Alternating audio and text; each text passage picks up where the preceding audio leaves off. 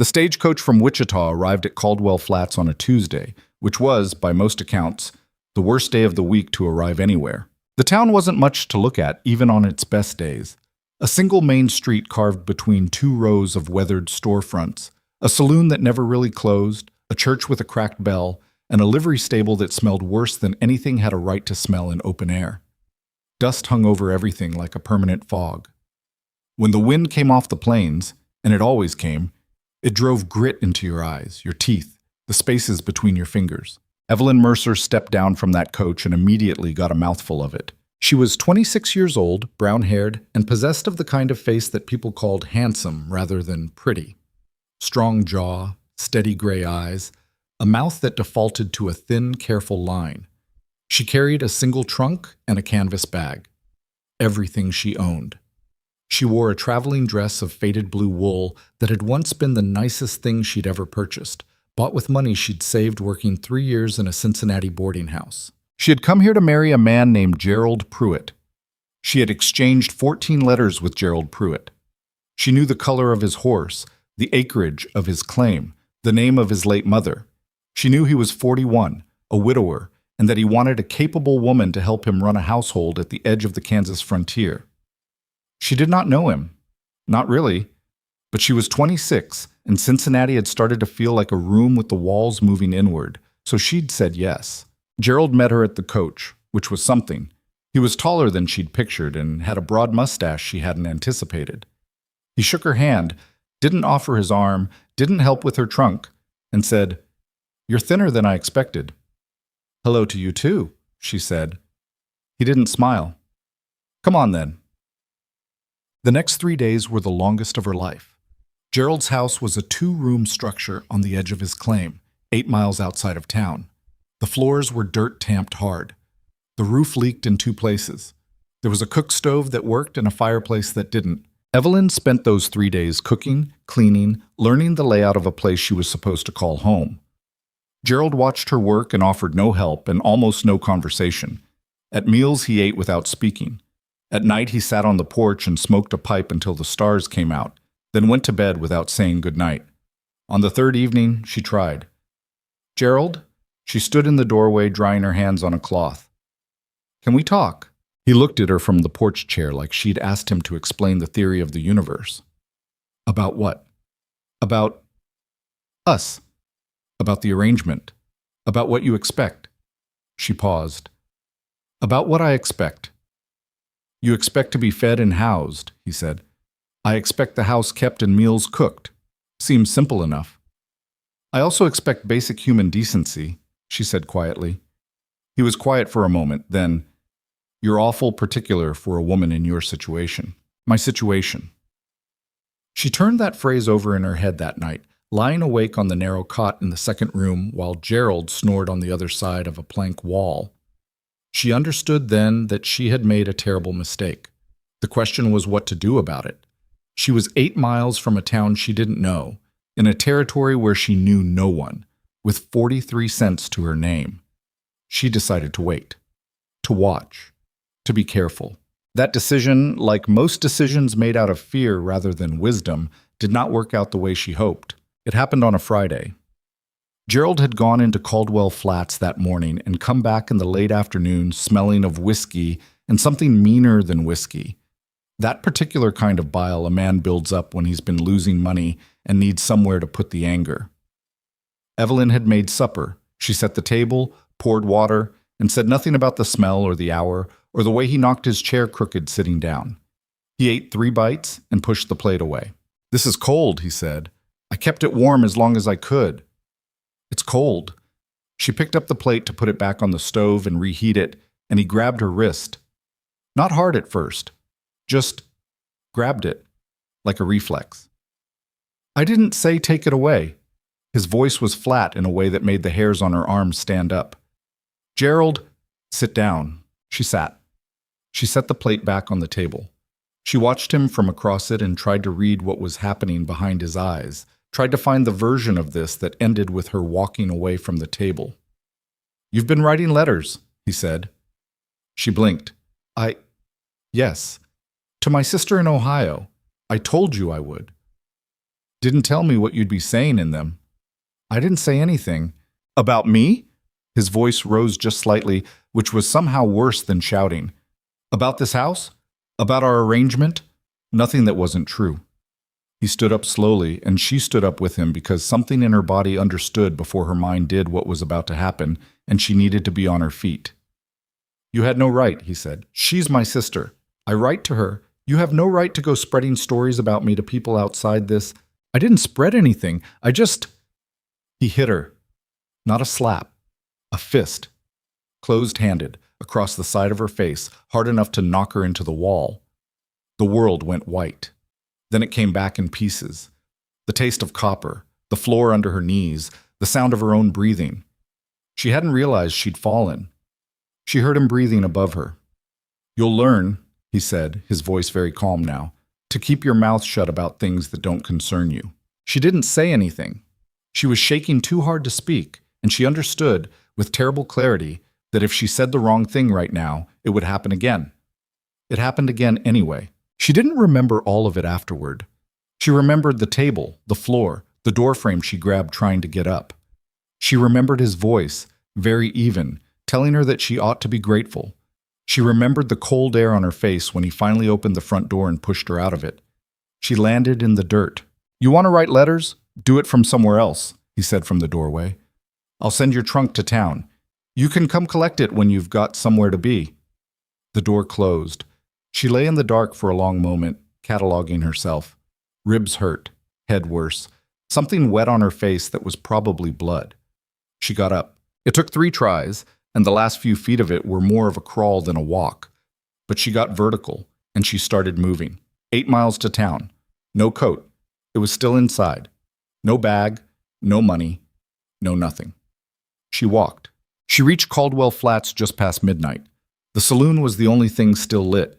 She could hear music inside, and voices, and laughter that sounded like it came from people who had never in their lives lain in the dirt outside a door that had just closed in their face.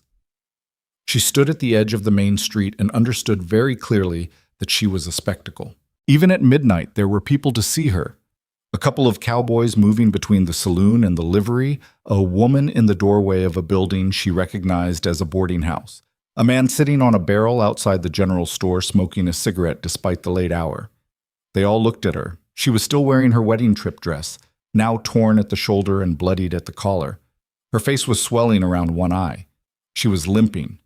Nobody moved. The woman in the boarding house doorway, her name was Mrs. Carver, Evelyn would learn later, looked at her for a long, flat moment and then stepped back inside and let the door swing shut. The man on the barrel took a long drag of his cigarette and looked away. One of the cowboys said something quiet to the other, and they both kept walking. Evelyn stood in the street and felt something she couldn't quite name, something past humiliation, past fear, a kind of nauseating comprehension. She had come all this way, and the world here was exactly what the world had always been, full of people who would watch a woman bleed and feel nothing at all about it. She made it to the edge of the water trough outside the livery before her legs gave out. She sat on the edge of it and put her face in her hands and let herself shake for exactly 1 minute. She counted. She had learned somewhere in childhood that if you gave yourself exactly 1 minute to fall apart, you could get up again. More than that, and you might not. She got to 43 seconds before she heard the footsteps. They were slow, even footsteps, the kind that belong to someone who isn't in a hurry because they're not running from anything and not trying to surprise anyone either. Deliberate. She looked up. He was standing maybe 10 feet away, which meant he'd been watching her for a bit before she noticed him. Tall, well over 6 feet, with the kind of build that comes from actual labor rather than vanity, wide through the shoulders and lean everywhere else. Dark hair, maybe 40, hard to say in the lamplight. He wore work clothes, a canvas coat, a hat that had seen better decades. He wasn't handsome in any particular way. He was just a face. A pair of eyes looking at her with something she couldn't immediately identify because she'd been surrounded all night by its absence. It took her a moment to place it. He was looking at her like she was a person. You need a doctor, he said. Not a question. I need a lot of things, she said. Doctor's probably 4th on the list. He looked at her for another moment. What's first? Somewhere to sit, that isn't a horse trough. He almost smiled. Not quite, but almost. I've got a wagon around back. You can sit in that while I get Doc Hensley. I don't have any money. I didn't ask. She looked at him for a moment. She had approximately 0 reasons to trust any man within 100 miles of this place. She also had nowhere else to go and blood drying on her collar and 43 cents that she'd left in her bag inside Gerald Pruitt's house. All right, she said. His name was Silas Kane. He told her that while Doc Hensley, a tired, gray-bearded man who smelled of turpentine and asked no questions, cleaned the cut above her eye and confirmed without much enthusiasm that her ribs were bruised but probably not broken. You'll want to breathe shallow for a week, Hensley said, and don't do anything that requires breathing deep. That's most things, Evelyn said. Yep. He packed up his bag and left. Silas had waited outside the wagon the whole time. He knocked twice on the boards before opening the back flap, which she noted. He handed her a canteen and a folded piece of cloth that turned out to be a clean kerchief. Thank you, she said. You got somewhere to go? He asked. No. Family? In Ohio, not enough money to get there. She looked at her hands. I don't suppose there's work in this town. What kind of work? Any kind. She said it straight, no hedging. I can cook, clean, sew, manage accounts. I worked a boarding house for 3 years. I can do whatever needs doing. He was quiet for a moment. He leaned against the side of the wagon and looked at the main street, which was mostly empty now, the saloon quieter. My ranch is about 3 miles east, he said. I've got a herd and not enough hands and no one minding the house. I was managing on my own, but he stopped. Seemed to decide something. There's a small room off the kitchen. It locks from the inside. I'd pay you fair wages, same as I'd pay any hired hand. She looked at him. Why? He looked back at her. Because you need somewhere to go and I need someone to cook that isn't me. I am genuinely terrible at it. That's not an answer. He was quiet again. Then, because nobody else stopped, and I was tired of watching people not stop. She sat with that for a moment. The moon had moved behind a cloud. The livery smelled of hay and horses and something else she couldn't name. Old wood, maybe. Dust. I don't know you, she said. I don't know anything about you. No, he agreed. For all I know, you're worse than what I just left. For all you know, he said evenly. That's fair. So why should I trust you? He thought about it. Actually thought, rather than reaching for an easy answer. You shouldn't, he said finally.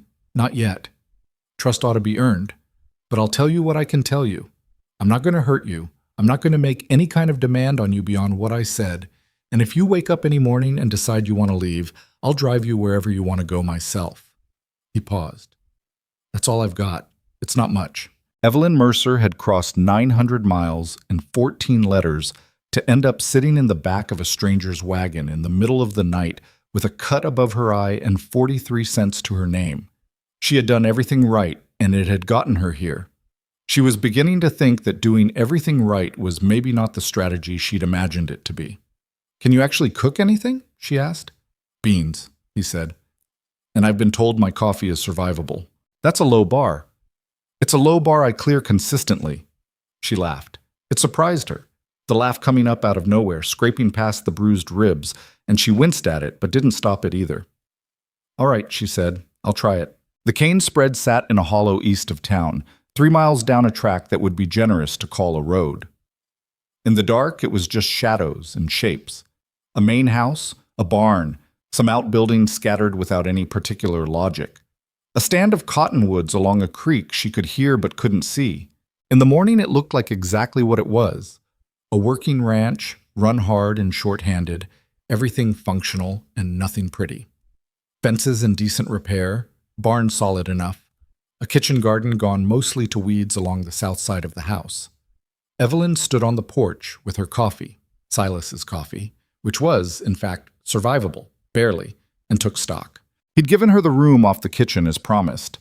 It had a narrow bed, a chest of drawers, and a window with a working latch. She'd locked the door and lain in the dark and waited to feel afraid because that seemed like the appropriate response.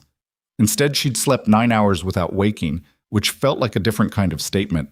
He was already in the barn when she got up, which she discovered when she went looking for him to ask about supplies. She stood in the barn doorway and watched him work for a moment before he noticed her. He was talking to a horse, low and easy, nothing in particular, just the running commentary of a man who's spent a lot of time working alone and apparently doesn't see the need to stop just because the animal doesn't answer back. "There's nothing in the larder," she said. He looked up. "I know. I kept meaning to get to town. I'll need supplies if you want me to cook. Write a list. I'll get it when I go in this afternoon.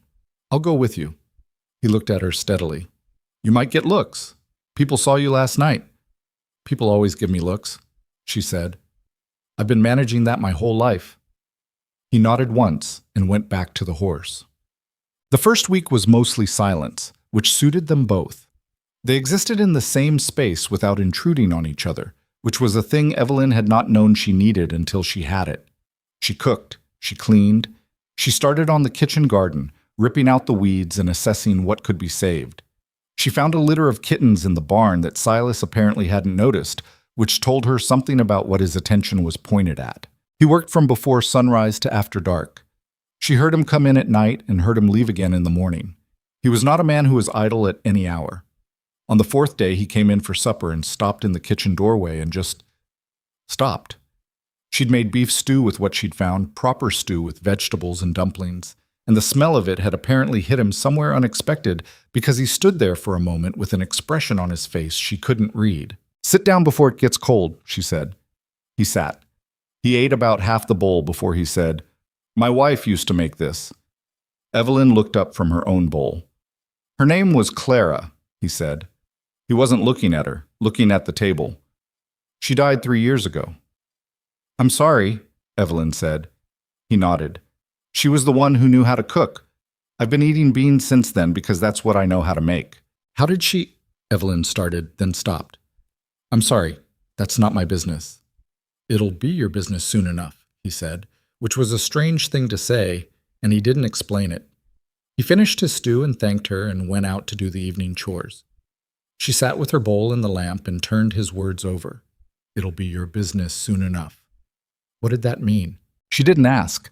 She'd learned in Cincinnati that some questions needed to be waited out, that the answer sometimes came if you gave it room. She'd known the talk would come. It came faster than she expected. She went into town with Silas the following Saturday for supplies, and she felt the shift in the air before she saw any faces. It was the way a cluster of women on the boardwalk across the street stopped mid-conversation when she climbed down from the wagon. It was the way the man at the general store, Purvis, she'd learned, Henderson Purvis, who owned the store and by extension most of the gossip in Caldwell Flats, smiled just a little too pleasantly when she handed him the list. "Miss Mercer," he said, "heard you've taken up at the Kane place." "I'm working there, yes." He made a small, neutral sound that communicated everything without saying anything. "Silas treating you all right?" "He's a fair employer," she said. "I'll take 3 pounds of flour and 2 of sugar, please." She felt his eyes on her back as she moved through the store. She had the unhappy sensation of becoming a story in real time. Outside, she found Silas loading feed into the wagon, and a man she didn't know leaning against the wall of the adjacent building, watching him. The man was shorter than Silas, heavy-set, wearing a suit that was too fine for this town. Not Purvis, someone else, someone with a satisfaction in his face that Evelyn's stomach didn't like. "Kane," the man said as she approached. Just that, a greeting that wasn't quite a greeting. "Deacon," Silas said without looking up from the feed sacks. "See, you've got company out at your place." The man, Deacon, let his eyes slide to Evelyn without any particular effort at subtlety. "Miss Mercer's working the house, that's all." Silas's voice was completely flat. "Of course it is," Deacon smiled. It was a salesman's smile, the kind that shows all the teeth and none of the warmth. "Just checking on you is all. We all want to make sure you're doing well. After everything." His eyes flickered to Silas's face and back. "Town's memory is long, Silas. You know that." Silas put the last feed sack in the wagon and looked at Deacon directly for the first time. "I know that," he said. Something passed between them, a silence with a shape to it, an old argument reduced to its bones. Then Silas turned to Evelyn and said, "You ready?" "Yes," she said. She climbed up. He climbed up. They drove out of Caldwell Flats without looking back. She waited until they were on the road home. "Who was that?" she asked. "Reginald Deacon. Owns the saloon and 3 blocks of downtown besides." Silas kept his eyes on the road. He and Claire's family were business partners back before she died. There was a falling out. He blames me. "Blames you for what?" A pause. The horse's hooves on the dirt road, the flat plain stretching on both sides. "For not keeping her safe," he said. And then, more quietly, "He's not entirely wrong about that." She wanted to ask more. She didn't. The shape of the silence told her that whatever he was carrying, it wasn't ready to be put down yet. 3 weeks passed, then 4. The rhythm of the ranch established itself. Evelyn up before dawn, fire started, coffee on, breakfast ready when Silas came in from early chores. He'd eat in 10 minutes, efficiently, not rudely, and be back out. She'd spend the morning in the kitchen or garden. Afternoons she'd often take to the bookshelf in the main room, which was surprisingly well stocked for a frontier ranch. Someone had cared about books here. She didn't ask whose they'd been. He came in around midday sometimes if there was something small that needed fixing in the house. He'd knock before he came through whatever room she was working in, which she noticed and appreciated. He spoke when he had something to say, which was maybe 3 or 4 times a day, and the things he said were generally worth hearing. Slowly, in fragments, she assembled a picture of him. He'd been born in Missouri, moved west when he was young. He'd ranched his whole life, knew cattle the way some men know cards or scripture. Not just the work of it, but the logic of it, the patterns.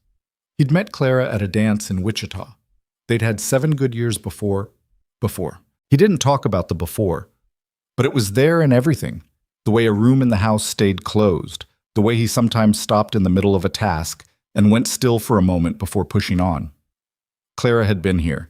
Her absence was furniture in every room. Evelyn understood that kind of grief. She'd watched her father drink himself empty after her mother died.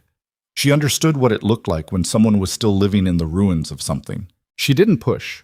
She cooked. She fixed the kitchen garden. By the 5th week, it was actually producing, small amounts, enough for herbs and some greens. She fixed a hinge on the barn door that had been squealing. She started organizing the account books, which were in a state, and found 3 places where Silas had been overcharged by a supplier in Wichita and hadn't noticed. She left the account books on the kitchen table one evening with the discrepancies marked. He came in, ate supper, and then she heard the chair push back and the sound of pages turning. She was washing dishes. "You found this," he said. "The books were on the table. I wasn't snooping, I'm not upset," he said. That's $38 I've been losing. For about 14 months, by my count." He was quiet for a moment. "Thank you. It's just arithmetic." "That's worth a lot more than arithmetic." He paused. "I mean it. Thank you." She turned around. He was looking at the books with an expression that was something like relief, something like exhaustion, the look of a man who'd been fighting something on his own for a long time and hadn't realized how much it cost until someone pointed it out. "You should write to that supplier," she said. "The contract clause on page 6 requires itemized billing. They've been bunching charges." He looked up at her. "How do you know about contract clauses?" The boarding house in Cincinnati was owned by a woman named Mrs. Albright, who could have been a lawyer if anyone had let her, Evelyn said. She read every contract she ever signed out loud, front to back, and made me do the same. Something shifted in Silas's face. Not quite a smile, but something warmer than his usual careful blankness. "She sounds like someone worth knowing," he said. "She was the best person I ever met," Evelyn said. "She's also the only reason I know how to do anything useful. So if I do anything useful here, you can credit her."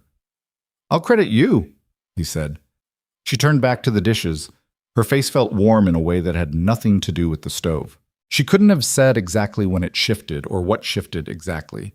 It wasn't a single moment, but a series of small ones, like the way water changes a riverbank, imperceptibly, and then suddenly all at once. It was the evening he came in from a hard day in the south pasture with a gash on his forearm from a fence wire, and she cleaned and bounded at the kitchen table without either of them making it strange. It was the morning she'd found the coyote had got into the chicken coop in the night and had already fixed the breach by the time he came to look. And he'd said, "You didn't have to do that." And she'd said, "It needed doing." And he'd looked at her for a moment in the early morning light with an expression she couldn't entirely identify. It was the afternoon she sat on the porch steps reading, and he sat in the chair beside her with a cup of coffee, and neither of them said anything for an hour. And it was one of the most comfortable hours she'd spent in recent memory. It was the day Gerald Pruitt rode up the ranch road. She heard the horse before she saw it, and something in her body recognized the particular rhythm before her mind caught up. She was in the kitchen garden, and she stood and turned, and there he was, riding up the track on a bay mare, Gerald Pruitt, looking no different than he had the last time she'd seen him, except that she was different, and that changed everything about what she was seeing. He dismounted at the gate and opened it without asking. "Evelyn," he said. She stood very still. She was holding a trowel. She noticed that later, that she hadn't put it down. "Gerald," she said, "heard you'd taken up here." He came up the path, thumbs in his belt, a posture that was all casual ownership. "Wanted to talk to you." "There's nothing to talk about." "I'm willing to take you back," he said, as if he was doing her a favor, as if this was something she might want. She looked at him. A month ago, the sight of him would have sent her blood cold with fear. She was surprised to find that the fear was still there. It hadn't gone anywhere, but it was sitting underneath something else now, something solid and quiet and entirely new. "I won't be going back," she said. He looked at her with the expression of a man adjusting calculations. "You're not in a position to be particular." "I'm exactly in a position to be particular," she said. "I have a job and a place to stay, and I don't need anything from you." His face changed. Not the way it had changed before he hit her. No, this was something different, a kind of cold consideration, like a man deciding whether a problem was worth the effort of solving. "People are talking," he said, "about you being out here with a man alone, about what kind of woman that makes you. People were talking about me the night I came into town with blood on my face. Nobody offered to help then. That was—" He stopped. "You made me angry." "You hit me," she said. "I didn't make you do anything. You chose to do it. Evelyn, you need to leave, Gerald." Her voice was very steady, which surprised her. "I'll talk to Kane," he said. "Tell him about you. Tell him what kind of woman comes all this way looking for a husband she barely knows. Tell him whatever you want," Silas said. Neither of them had heard him come up from the barn. He was standing at the corner of the house, not approaching, not threatening, just there. Arms loose at his sides, looking at Gerald Pruitt with an expression that was completely without heat, which was somehow worse than anger. Gerald turned. "This isn't your business, Kane," he said. "You're on my property," Silas said. "So it is, and Miss Mercer has told you to leave, so you should do that." Gerald looked between them. His jaw worked. "You know what they say about you," he said to Silas, "about your wife. What happened to her?" "Most of what people say isn't true," Silas said. "A little of it is. Either way, it doesn't change what I told you. Leave." Gerald stood there for another moment, the pause of a man deciding whether to double down or cut losses. He looked at Evelyn once more, something ugly in his face. "You'll regret this," he said. To her, not to Silas. "Probably not," she said. He left. She stood in the garden until the sound of hooves faded completely. Then she sat down on the low garden wall and just breathed. Her hands were shaking slightly. She hadn't noticed during, only after. Silas came and stood near her, not too close. He didn't say anything for a moment. "You all right?" he asked. "Yes," she said. Then, "No, but I will be." He nodded. "For what it's worth, that took nerve. It took stubbornness," she said. "That's different." "I've always thought they were the same thing," he said. She looked up at him. The afternoon light was long and golden, the kind of light that makes everything look slightly better than it is, and she looked at Silas Kane and thought, this is a man who showed up when everyone else was looking away. This is a man who said you shouldn't trust me, which is the thing you say when you actually can be trusted. She didn't say any of that. "Thank you," she said, "for backing me up." "You had it handled," he said. "Mostly," she allowed. He almost smiled again, closer this time. He went back to the barn. She went back to the garden. The trowel was still in her hand. That night after supper, he told her some of it. Not all of it. She understood she was getting a portion, a selected chapter, but she also understood that this was more than he'd given most people. Clara was sick before she died, he said. Not instantly sick. It was slow, 2 years nearly. Evelyn was quiet. She had her hands around a cup of coffee that had gone cold. There were people who wanted the ranch, he said. She had it in her family name, her father's originally. Deacon was her father's business partner. When her father died, Deacon thought the ranch would come to him one way or another. He had plans for the land. It's good land, runs along the creek. There's a plan to put a rail line through the valley in a few years. He wanted you off it, she said. He wanted Clara to deed him the mineral rights and the creek access. She refused. Then she got sick and... He stopped, set his coffee down. There were questions about the illness, about whether it was natural. Evelyn looked at him. Questions that went nowhere, he said. The doctor who examined her was from Deacon's pocket. There was no investigation. The official story was that she had a fever, and the fever took her. He paused. I don't believe that's the full story, but I couldn't prove otherwise. And because I pushed, because I kept asking questions, I became the man who killed his wife, in the town's version. It's easier to believe the grieving husband was trouble than to believe that a well-off businessman poisoned a woman for her land. Do you have any evidence? She asked. Some, not enough. A letter Clara wrote in her last weeks, some things she said to a friend of hers who left town afterward. He looked at his hands. Deacon is careful. He's been doing business in this part of the territory for a long time. He knows how to keep his hands clean. Evelyn sat with this for a long moment. That's what you meant, she said, when you said it would be my business soon enough. People will tie you to this story just by being here, he said. I thought you deserved to know what you were being tied to. She looked at him across the table, the lamp between them, the dark outside, the small concrete world of this kitchen, the stove, the shelves, the window with its rough curtains, the account book still sitting on the counter. Why didn't you tell me before? She asked. Because you'd had enough put on you, he said. I wasn't going to add more until you were steady. She looked at him for a long moment. This was, she thought, the most consideration anyone had shown her in. She couldn't think how long. I'm steady, she said. I know, he said. She thought of Gerald Pruitt in the garden, and of sitting in the back of a wagon at midnight with her eyes swelling shut, and of Mrs. Albright in Cincinnati, who'd read every contract out loud so that Evelyn would know how the world worked, and of 14 letters to a man she'd never met, and of 900 miles of continent between her old life and this one. She thought of Silas's hands when he'd pulled the feed sacks into the wagon, careful and certain. Of his voice when he talked to the horses. Of the fact that he'd knocked before entering whatever room she was in for 5 weeks straight without once being asked to. Tell me more, she said. About Clara. About Deacon. About what you know. He looked at her for a moment. It's going to get complicated, he said. I've been in complicated before, she said. Tell me. And he did. The fire burned low. The lamp held. Outside, the prairie wind moved through the cottonwoods along the creek, and the night creatures went about their business. And in the kitchen of the Kane Ranch, 2 people who had both been taken apart by the world and kept going anyway sat across a table from each other and began, slowly, the work of not being alone. The night Silas told her about Clara and Deacon and the land and the slow, unproven suspicion that had eaten 3 years of his life, Evelyn didn't sleep well.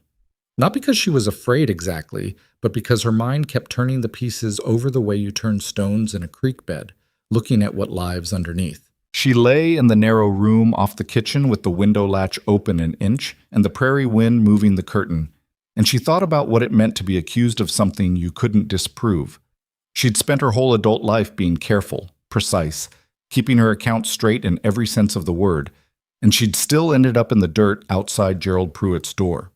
Silas had spent 3 years doing everything right, working his land, keeping quiet, not giving anyone fresh ammunition, and Reginald Deacon still walked around Caldwell Flats in his fine suit, smiling his teeth-forward smile, and the town still whispered about Silas Kane like he was a storm that hadn't finished yet. It wasn't justice, but it was the world, and she'd long since stopped expecting those 2 things to be the same. She got up before the sun and made coffee and sat at the kitchen table with Clara's letter. Silas had brought it out the previous night near the end of their conversation, unfolded it carefully from a place inside his coat, like a man carrying something he didn't entirely trust to any other location. It was 2 pages in a woman's careful handwriting, dated 18 months before Clara died. There are days when I think Reginald is simply being difficult, and then there are days when I look at the way he watches Silas, and I think, no, this is something else. I don't want to write what I think it might be because writing it makes it real, and I am so very tired of things being real right now. Evelyn read that line 3 times. She thought about what it cost to write the thing you don't want to write, and she thought about the courage it required to hand that letter to someone else and say, "This is what I know. Do something with it." She folded it carefully and put it back where Silas had left it on the table, and she started breakfast. Silas came in for morning chores and stopped when he saw the letter sitting there. He looked at Evelyn at the stove. "I read it again," she said. "I hope that's all right." "It's all right." He sat down. "What are you thinking?" "I'm thinking she knew," Evelyn said, "or suspected, which is almost the same thing. I'm thinking the friend she mentioned, the one who left town, might still have something worth saying if she could be found." "Margaret Hale. She went to Dodge City, last I heard." "That's not far." Evelyn set a plate in front of him. "Could you write to her?" He was quiet for a moment. "I wrote once. She didn't answer. She might now. 3 years is a long time. People's fear changes shape." He looked at the plate, then at her. "You're already thinking about how to fight this," he said. It wasn't an accusation. It was something closer to puzzlement. The expression of a man who'd been waiting for the fight to come to him and had never quite considered going toward it. "Someone ought to," she said. She sat across from him and ate her own breakfast and didn't push further, because she'd said what she had to say, and pushing further would have made it smaller somehow, turned it into argument instead of decision. She understood by now that Silas was a man who needed room to think. He'd arrive at a conclusion if you gave him space and a good enough reason. The crowding only made him close down. He wrote to Margaret Hale that afternoon. Fall. October came in cold and argumentative, the way Kansas Octobers do. One morning warm enough for shirt sleeves, the next a hard frost that killed the last of the kitchen garden and left the creek edged with a thin skin of ice. Evelyn pulled what she could from the garden before the freeze and spent 2 days putting up preserves, the kitchen steamy and close, jars lined up on every available surface. Silas came in and looked at the rows of jars and said, "I didn't know we had that much." "You had more than you thought," she said. "You just weren't looking." He stood in the kitchen doorway for a moment in a way that had become familiar to her. The way he paused sometimes, just slightly too long, like a man making sure it was all right to enter a space he'd once shared with someone else. She didn't comment on it. She just moved to one side of the counter to give him room. The trouble when it came sideways, the way trouble usually does when you've been watching the front door. It came in the form of Hattie Burgess. Hattie was the wife of the dry goods merchant, a narrow woman in her 50s with a talent for delivered sentiment and a consistent conviction that the highest form of community service was knowing everyone's business. She arrived at the ranch on a Tuesday morning in a wagon driven by her husband's assistant, a boy of 16 who looked embarrassed to be there, and she brought with her a tin of cookies and the specific brand of cheerful concern that always preceded the knife. Evelyn met her on the porch. "Miss Mercer." Hattie held out the tin with a smile that had been practiced until it worked on most people. "I've been meaning to come. We haven't had a chance to get properly acquainted." "That's kind of you," Evelyn said, and took the cookies because refusing them would have started a different kind of conversation. She brought Hattie inside, made tea she didn't particularly want to make, and sat across from her at the kitchen table and waited. She didn't wait long. "I hope you know," Hattie said, stirring her tea slowly, "that folks in town think well of you. What you went through with Gerald Pruitt, that was a terrible thing. Terrible." She shook her head with an expression of sorrowful sincerity. "But people do talk, you understand. A young woman alone out here with a man who's—" She stopped, reconsidered her approach. "Well, you know what people say about Silas." "I know what people say," Evelyn said. "I also know the difference between what people say and what's true." "Of course." Hattie set down her spoon. "But reputation is a fragile thing for a woman, Miss Mercer, more fragile than for a man. Surely you'd be better off in town. I happen to know Mrs. Carver at the boarding house has a room available. I have a job, Evelyn said, and a room, and wages. Yes, but Hattie's voice shifted very slightly, just enough to let the actual message through. Working for Silas Kane, after what happened to his wife. What happened to his wife, Evelyn said, keeping her voice perfectly even, was that she died of a fever. That's the official account. And since you're clearly asking whether I'm afraid to be here, no, I'm not. Hattie looked at her for a moment with an expression that wasn't quite what she'd been wearing before. Behind the practiced concern, there was something sharper, something like a message being relayed. Reginald Deacon, Hattie said carefully, is a very influential man in this community. He's been generous to a great many people. It wouldn't do to be on the wrong side of his opinions. There it was. Evelyn looked at her across the table, at the carefully arranged face and the tin of cookies and the boy outside on the wagon who was probably counting the minutes until this was finished. Thank you for the tea visit, Mrs. Burgess, she said, and for the cookies. Hattie Burgess left 10 minutes later. Evelyn stood on the porch and watched the wagon go back down the road and felt the cold air on her face and something cool and clear settling in her chest. Deacon was watching. Deacon had sent a messenger because he wanted her to know he was watching. He was doing what confident men with influence always do, applying gentle pressure early, giving the target a chance to remove themselves from the equation before things got unpleasant. She went inside and wrote down everything Hattie Burgess had said, verbatim, in a small notebook she'd found in the kitchen drawer. She dated it. She didn't know if it would ever be useful. She wrote it down anyway. Mrs. Albright had taught her that too. Write it down. Your memory will fail you when you need it most. The paper won't. She told Silas that evening. She gave him the facts straight, without softening them, because she'd decided early that she wasn't going to manage his reactions. He was a grown man who'd survived 3 years of harder things than she'd hand him tonight. He listened without interrupting. When she finished, he was quiet for a moment. He's moving faster than I expected, he said. He knows you have someone helping you think now, she said. Before you were alone. Alone is easier to wait out. Silas looked at her. I'm sorry, he said, for what it's cost you, the reputation part. My reputation was already questionable by the town's standards the night I walked in, covered in blood, and nobody stopped, she said. There's not much left of it to protect. That's not... He stopped. You deserve better than this. Most people deserve better than what they get, she said. That's not the question. The question is what you do with what you've actually got. He was quiet. Outside, the wind had picked up, the old sound of it through the cottonwoods, and the kitchen smelled of wood smoke and the last of the preserving sugar. You don't have to stay in this, he said finally. Deacon's problem is with me, not with you. You could go to Mrs. Carver's and work somewhere in town and be out of it entirely. She looked at him. Do you want me to go? No, he said. Flat and immediate, no hesitation at all, and she thought that was possibly the most honest thing she'd heard him say. Then I'm not going, she said. He looked at the table, then at her. Why? He asked. It was a real question, not a rhetorical one. He genuinely wanted to know, she could tell, because it was the kind of thing Silas Kane would need to understand.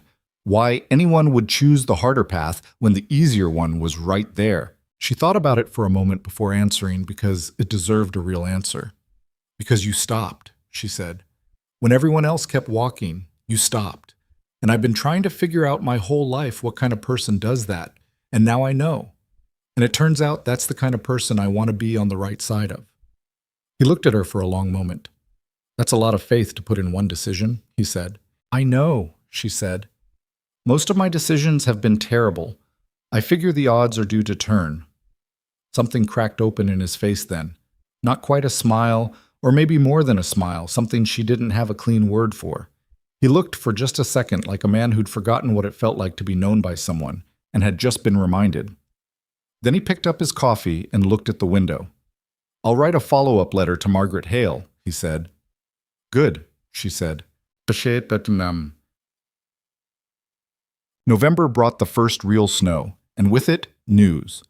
The news came from Tom Birch, one of Silas's ranch hands, the only full-time one, a compact man in his 30s who was almost pathologically quiet until he had something worth saying, at which point he said it with great economy and then went back to being quiet. He came in from a run to town stamping snow off his boots, and he said without preamble, "There's a federal marshal coming." Silas looked up from the saddle he was mending. "What for?" "Word is there's an old murder warrant being dusted off. From before you came here." Tom paused. "Missouri." The silence in the barn was the specific silence of something very bad settling into place. Evelyn was in the doorway between the barn and the yard, carrying feed for the chickens, and she heard every word. "That warrant was closed," Silas said. His voice was even, but something underneath it wasn't. "Apparently it's been reopened," Tom said. "Don't know more than that. Heard it from Purvis, who heard it from somebody, who heard it from Deacon's bartender." He looked at Silas steadily. "Thought you should know." Tom went back to his work. That was the entirety of it. Silas sat with the saddle on his knees for a moment, not moving. Evelyn stepped into the barn and shut the door behind her. "Tell me," she said. He put the saddle aside. He looked at his hands. "Missouri was a long time ago," he said. "I was 22. There was a man named Aldous Fry, and he did a great deal of harm to people I knew, and then one day he was found dead, and because I was the last person seen speaking to him, I was the first person questioned. There was never enough to charge me. The investigation was dropped." "But you didn't tell them everything," she said. It wasn't an accusation. She just heard it in the spaces between his sentences. He was quiet for a moment. "No," he said. "What didn't you tell them?" He looked up at her. "I saw who did it. I chose not to say." She absorbed that. "Was it someone who deserved protection?" "Yes," he said. There was a woman. A girl, really, 16. He stopped, set his jaw. "Yes. The person who did it deserved protection. And now Deacon is using that old case to come at you. It would appear so." She set the feed bucket down. The chickens would have to wait. "All right," she said. "Evelyn." "All right," she said again firmly. "That means we need to think. We have time before the marshal arrives, presumably. What do we know? What can we prove? And who do we know that might help?" He looked at her. "I may actually be arrested." "I know. This isn't a small thing. I know that too." She sat down on a hay bale across from him, and she looked at him the way she looked at a problem she intended to solve, steady and without flinching. "Are you guilty of the murder?" "No." "Do you know who is?" "Yes." "Is that person still alive?" A pause. "I don't know." "Find out," she said. "That's step 1. Step 2 is finding out who's pulling the string on this warrant, whether it's Deacon directly or through someone, and getting that documented. Step 3. Evelyn. He said her name quietly, interrupting, and she stopped. He was looking at her with an expression she'd learned to read over weeks of proximity. The look he got when he was trying to say something that the words weren't quite shaped right for. "Why are you doing this?" "Because someone has to," she said. "That's not—" "And because you didn't leave me in the dirt," she said. "You came back, so I'm coming back." The barn was cold and smelled of hay and horses and old leather, and the snow was making soft sounds against the roof, and Silas Kane looked at her for a long moment with an expression that she'd need her whole life to fully decode, and she looked back at him and held it. Then he said, "Margaret Hale wrote back." She blinked. "When?" "Letter was in with the mail Tom brought from town. I didn't read it yet." He reached into his coat and produced it. She waited while he read. She watched his face. It was a face that didn't give things away easily, but she'd been reading it long enough to see the moment it changed. A small tightening, a breath let out slowly. He handed her the letter. Margaret Hale wrote in small, precise letters that suggested a person who was very careful about how much of herself she committed to paper. She wrote that she was sorry she hadn't answered before. She wrote that she had been afraid, and that the years had not entirely resolved the fear, but had at least rearranged it. She wrote that she still had something Clara had given her. Not a letter, something else. Something she hadn't been willing to put in writing in a letter sent through a postal service she didn't entirely trust. She wrote that if Silas wanted to come to Dodge City, she would tell him in person. Evelyn looked up from the letter. "That's evidence of something," she said. "She wouldn't be this careful otherwise." I can't leave the ranch, he said. Not now, with the marshal coming. No, she agreed. But I can. He looked at her sharply. I can go to Dodge City, she said. I can talk to Margaret Hale and bring back whatever she has. You need to be here, visible, cooperative. You don't give them any reason to move faster or harder than they're already planning to. And I go and I get what Clara left with her friend. You'd be going alone, he said. I've been doing things alone my whole life, she said. I'm very good at it. Deacon doesn't know about Margaret Hale, she said. And if he did, he'd send someone to stop you, not me. I'm the housekeeper. I'm nobody he's watching that closely. Silas looked at her for a long moment. She could see him working through it, the same way he worked through every problem, methodically, turning it, looking for the weak point in the logic. It's a 2-day ride, he said. Then I'll be back in 4 days. I don't like it. I know, she said. But it's the right move. Tell me I'm wrong. He couldn't. She saw that in his face before he said anything. The slight drop in the set of his shoulders, the way his hands relaxed on the hay bale beside him. Take Tom with you, he said. At least that far. Tom's needed here. Tom goes with you, he said, and his voice had the specific quality it got when he'd made a decision he wasn't going to revisit. That's not negotiable. She decided not to fight that particular battle. Fine, Tom goes with me. And you take my mare. She's faster than the wagon horse. All right. He stood up. She stood up. They were close in the narrow space between the hay bales, closer than they usually stood, and she was aware of it in the way you become aware of something that's changed without announcement. Evelyn, he said. Quiet. Careful. Don't thank me, she said. You'd do the same. That's not what I was going to say. She looked up at him. He was looking at her with the expression she'd given up trying to name, the one that had no clean word for it in any language she knew, only a feeling, like standing at the edge of something wide and open and not yet knowing if you're going to step off or step back. Be careful, he said. I'm always careful, she said. No, he said. You're brave. That's different. Careful is what I'm asking for. She held that for a moment. Then she picked up the feed bucket. 4 days, she said. I'll be back in 4 days. She went to feed the chickens, and he went back to the saddle, and neither of them said anything else. And that was all right, too, because sometimes the not saying was its own kind of language, and they were both fluent in that. She left the next morning before sunup, Tom Birch riding alongside her in his characteristic silence. The snow had stopped in the night, leaving the plain silver-white and still. The Kane Ranch disappeared behind them in the cold air, and Evelyn Mercer rode east toward Dodge City with her jaw set and Margaret Hale's careful letter folded in her coat pocket, riding toward an unknown woman who might have the thread that unraveled everything. Behind her, 3 miles west, Silas Kane loaded his rifle and hung it above the door, and waited for the sound of riders on the road.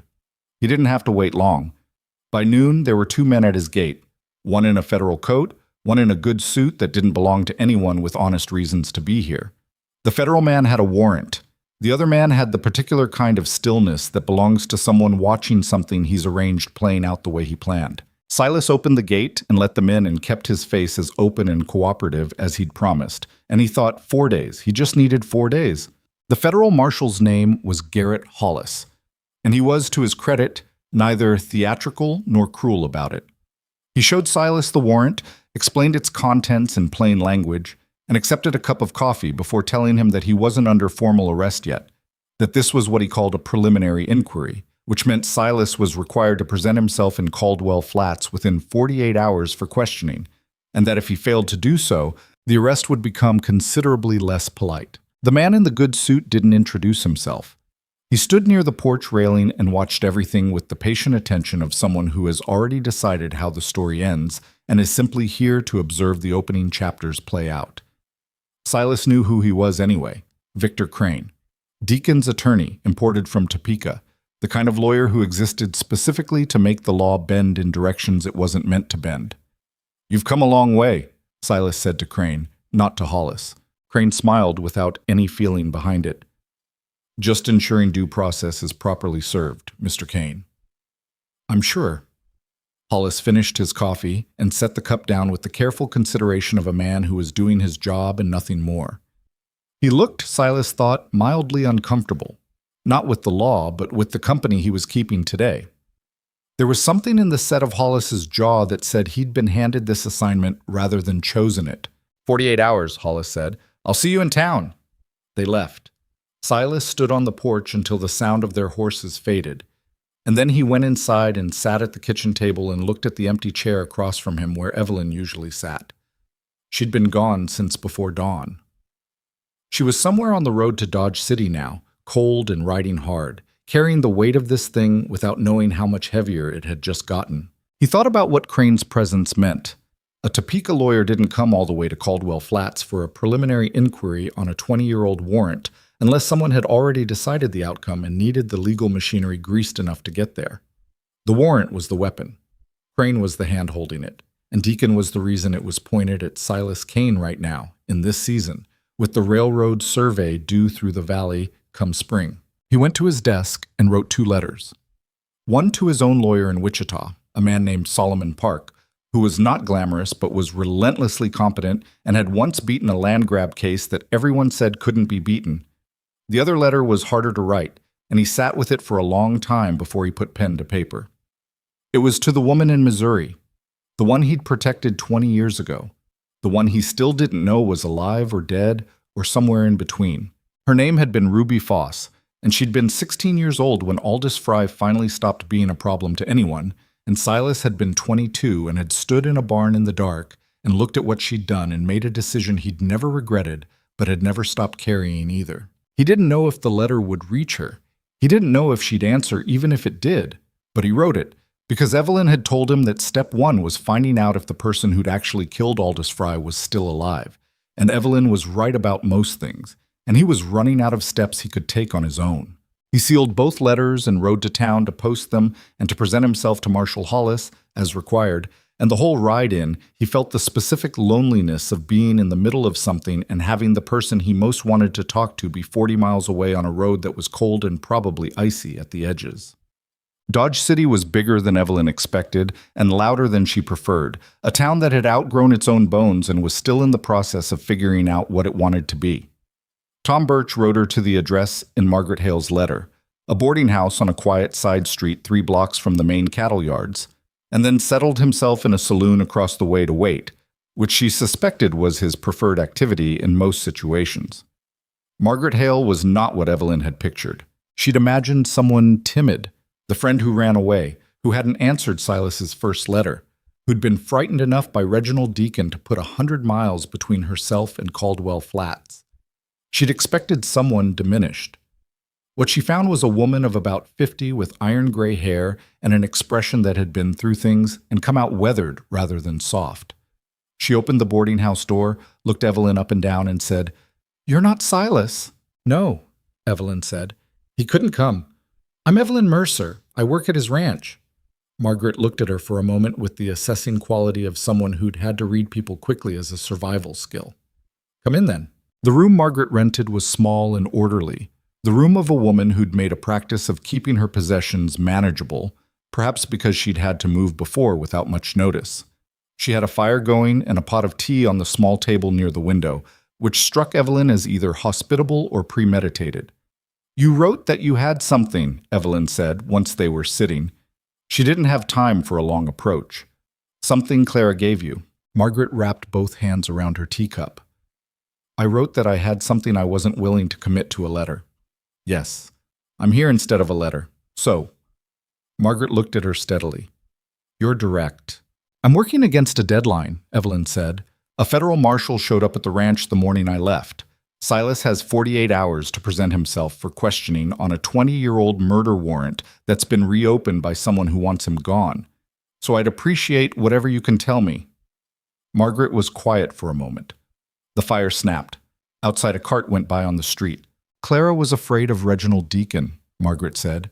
"Not in the beginning. In the beginning, she thought he was her father's business partner and a moderately unpleasant man, and she managed him the way a sensible woman manages moderately unpleasant men, at arm's length, with paperwork. But in that last year, when she was sick, she became certain he was doing something deliberate. She paused. She told me that she'd found a letter in her father's old papers after he died.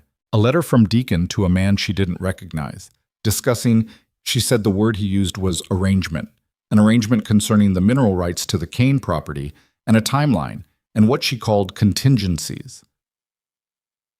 Imunshasi. She thought he'd planned this before she got sick, Evelyn said.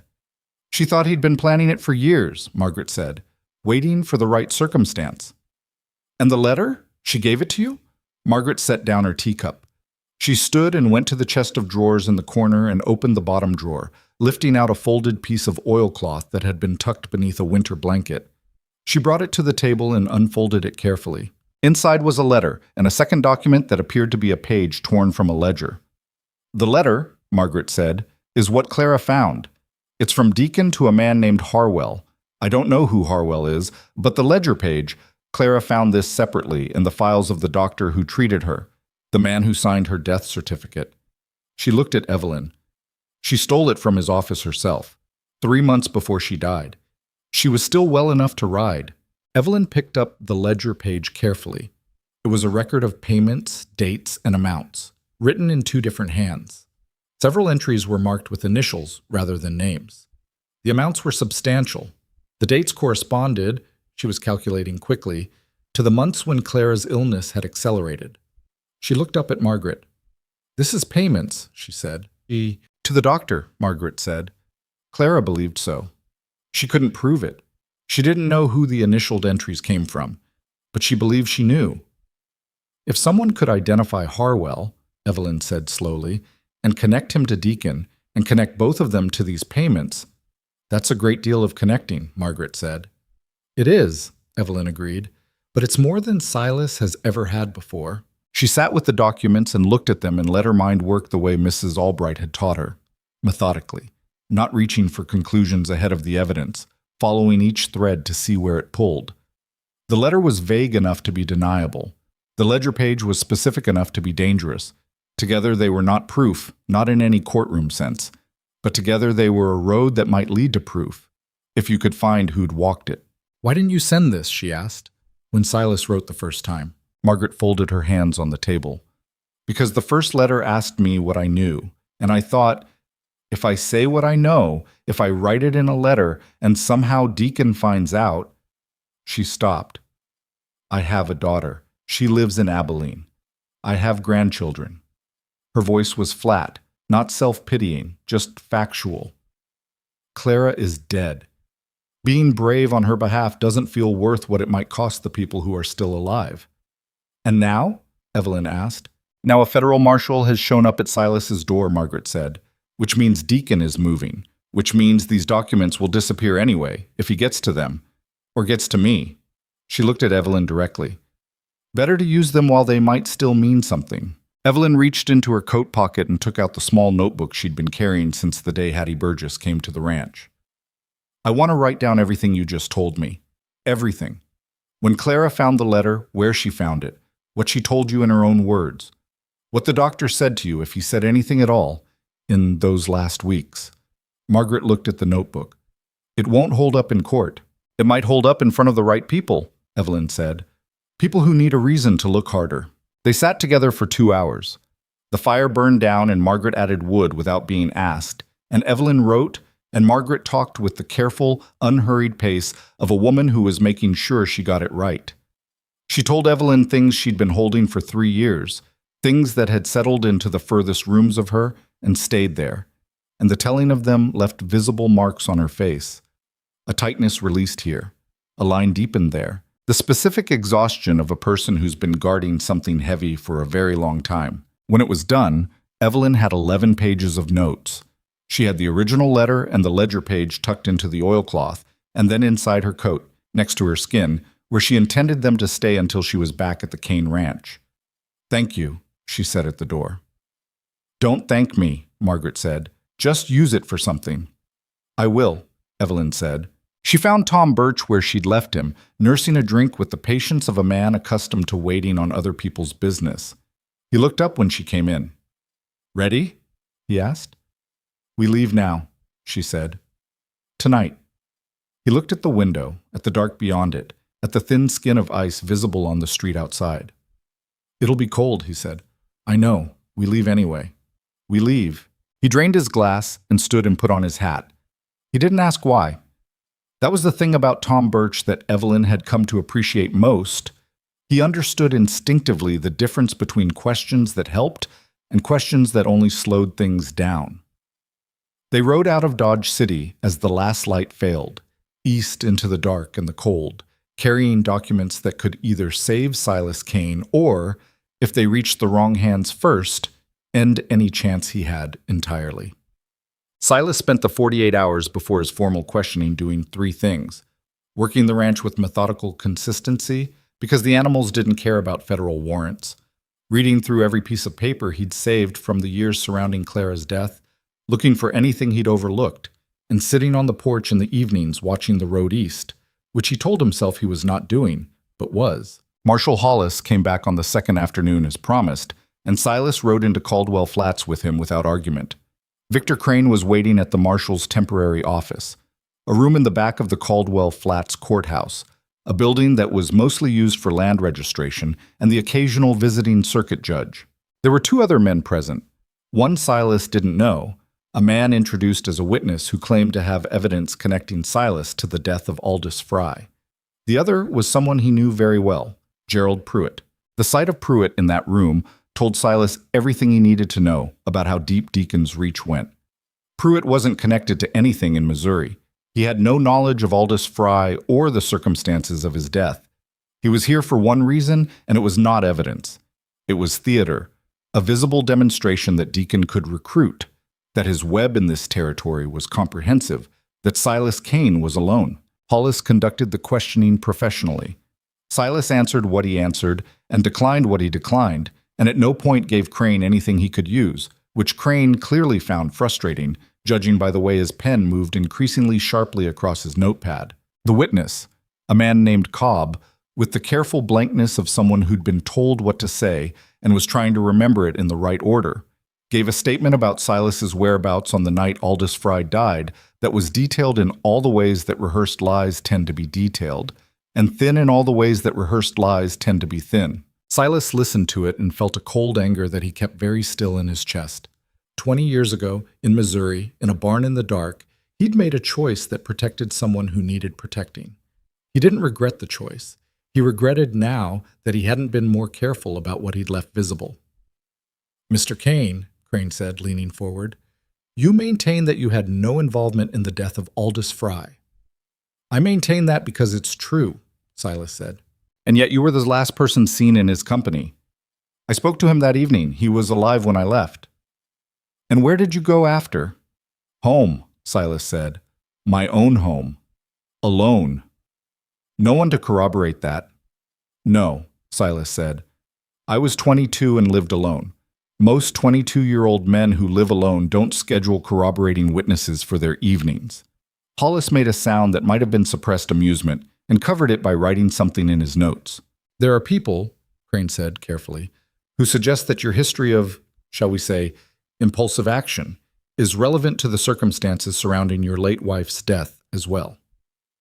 Something shifted in the room, not visibly, but perceptibly, the way air shifts before a storm. Silas looked at Crane for a long moment. "My wife died of a fever," he said. "That's what the death certificate says. I'd be curious to know why you're reaching for it in a discussion about something that happened 20 years earlier and 500 miles away." "Simply painting a picture of character," Crane said smoothly. "Paint something else," Silas said. Gerald Pruitt, who had been sitting in the corner throughout all of this with the specific posture of a man who'd been promised something in exchange for being here, cleared his throat. "I can speak to Mr. Kane's character," he said. "I've had dealings with him. He's the sort of man who takes what he decides belongs to him without much concern for whether anyone else has a claim." Silas looked at him. Pruitt was talking about Evelyn. It was barely even coded, the specific kind of small cruelty that small men reach for when they can't find anything larger. "You should be careful," Silas said, very quietly, "about what you say in a room with a federal officer and an official transcript." Pruitt's jaw moved. He said nothing further. Hollis wrapped the questioning without conclusion. No arrest was made. They didn't have enough, not yet. But Crane made it clear that the investigation was ongoing and that Silas was expected to remain available. Translation: stay close and wait for us to build the cage. Silas rode home in the late afternoon, the winter light flat and gray over the plains, and he thought about 4 days. And he thought about Evelyn on the road. And he thought about Ruby Foss in Missouri and whether a letter could travel fast enough to matter. She arrived back the morning of the 4th day, as she'd promised. He heard the horses on the road before he saw them, and he was at the gate when she came through it, Tom Birch a length behind her. She was cold. He could see it in the set of her body, the way she was riding slightly stiff from 2 days on horseback in November, and her face had the specific tight quality of someone who'd been moving too fast for too long. But her eyes were clear and her back was straight, and she came through the gate and pulled up alongside him and reached into her coat. "Here," she said, and put the oilcloth packet into his hands. He held it for a moment without opening it. He looked up at her. "Are you all right?" he asked. "I'm cold, and I need coffee, and I need you to read what's in there," she said. "In that order." He almost smiled. He stepped back from the gate and let her through, and they went inside together. And he put wood on the fire while she stripped off her gloves and outer coat with the movements of someone whose hands were not fully cooperating yet. And he made the coffee himself because she was clearly running on the last of something and needed to sit. She sat at the kitchen table. He put the coffee in front of her. Then he opened the oilcloth packet. He read in silence. She watched his face. She'd learned to read it well enough by now to see the moment the letter registered, a stillness, a controlled breath, then the ledger page, and something different, not quite surprise, but a confirmation of something he'd suspected and hadn't been able to prove.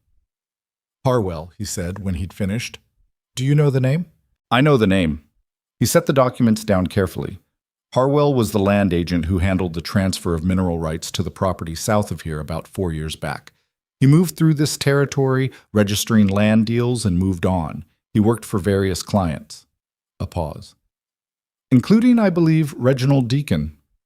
"Then he's the connection." "He is, if we can find him. And if we find him and he'll talk, the letter in the ledger page put Deacon in a conspiracy to—" She stopped. Chose the words carefully. "To hasten Clara's death for the purpose of acquiring this property." "Yes," Silas said. "That's what it says." "That's what it implies," she corrected. "But implication and proof aren't the same." "No," he agreed, "but it's enough to take to a different court than the one Crane is building." He looked at her steadily. "I wrote to Solomon Park in Wichita. He should arrive within the week." "Good." She wrapped her hands around the coffee cup. "There's something else. Margaret said Clara was certain the doctor had been paid. The ledger page might have his initials on it, if you can establish whose handwriting that second column is. Park will know how to approach that." "Will he have time? Crane is moving fast." "I know." He sat down across from her. "They questioned me 2 days ago." She looked up sharply. "How did it go?" "I'm not arrested," he said, "so it went adequately." Pruitt was there, he added, and watched her face do something complicated. A flash of something that wasn't quite fear and wasn't quite anger, but had elements of both. "Of course he was," she said. "He didn't do much beyond establish that he's been invited into Deacon's orbit," Silas said, which tells us something about how Deacon works. He collects grievances. He finds people who have a reason to want things to go badly for someone else, and he gives them a seat in the room. "And the witness?" Tom said there was mention of a witness. "A man named Cobb. His statement had gaps you could drive a wagon through, but it exists now on record, which is what Crane needed." He looked at the documents on the table. "Evelyn, what Margaret gave you, if Deacon learns you have it—" "I know," she said. "He won't be subtle at that point." "I know that too." She met his gaze. "So we move faster than he can react. We get Park here, we get the documents in front of someone who can do something with them, and we make enough noise that Deacon can't make this disappear quietly." He looked at her for a long moment. She had dark circles under her eyes, and her hair was still wind-rough from the road, and she'd set her coffee down and was looking at him with an expression of absolute calm determination that he found, he didn't have the right word for it, steadying, like watching someone plant their feet. "You went to Dodge City in November for a man you've known 2 months," he said. "Don't make it sound more than it is," she said. It's quite a lot. You came out of the dark for a woman you didn't know, she said. We're even. We're not even, he said. Not close. She looked at him then, really looked, the way she sometimes did. The way that made him feel like she was reading something true about him, something past the careful surface he kept up. He'd gotten used to being looked at and found wanting. He'd gotten used to people seeing the shape of the tragedy and deciding that was the whole of him. She didn't do that. She looked and she found. He wasn't entirely sure what she found, but she didn't look away. Get some sleep, he said, because he was losing his footing in the conversation, and it seemed like the right practical thing to say. Park will be here in a few days, and you'll want to be present for that. I'm fine. You rode through the night, he said. You're not fine. You're capable of functioning despite not being fine, which is different. She opened her mouth, closed it. The particular expression of someone being called accurately and not especially enjoying it. A few hours, he said. Then we'll think. She went. He sat at the kitchen table with the oilcloth packet and the documents and the cooling coffee and the fire in the grate, and he thought about all the ways this could still go wrong, which were numerous, and all the ways it might go right, which were fewer, but more substantial than they'd been 3 days ago. Then he picked up his pen and wrote a second letter to Ruby Foss, shorter and more urgent than the first, and he told her, in terms as plain as he could make them, that the thing they'd both been quietly afraid of for 20 years had finally arrived, and that he was not asking her to carry anything she couldn't carry, but that he needed to know if she was willing to speak. He sent Tom to town with both letters, the one to Park and the one to Missouri, and he watched the distance swallow the writer and turned back to the house. The documents were on the table. Somewhere east of here, Reginald Deacon was in his fine saloon, comfortable and untouchable, moving pieces across a board he'd been playing for years.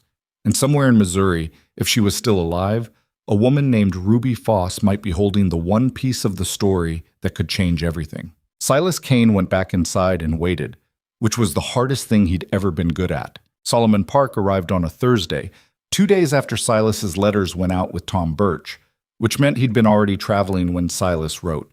He'd received the first letter in Wichita and come without waiting for a second.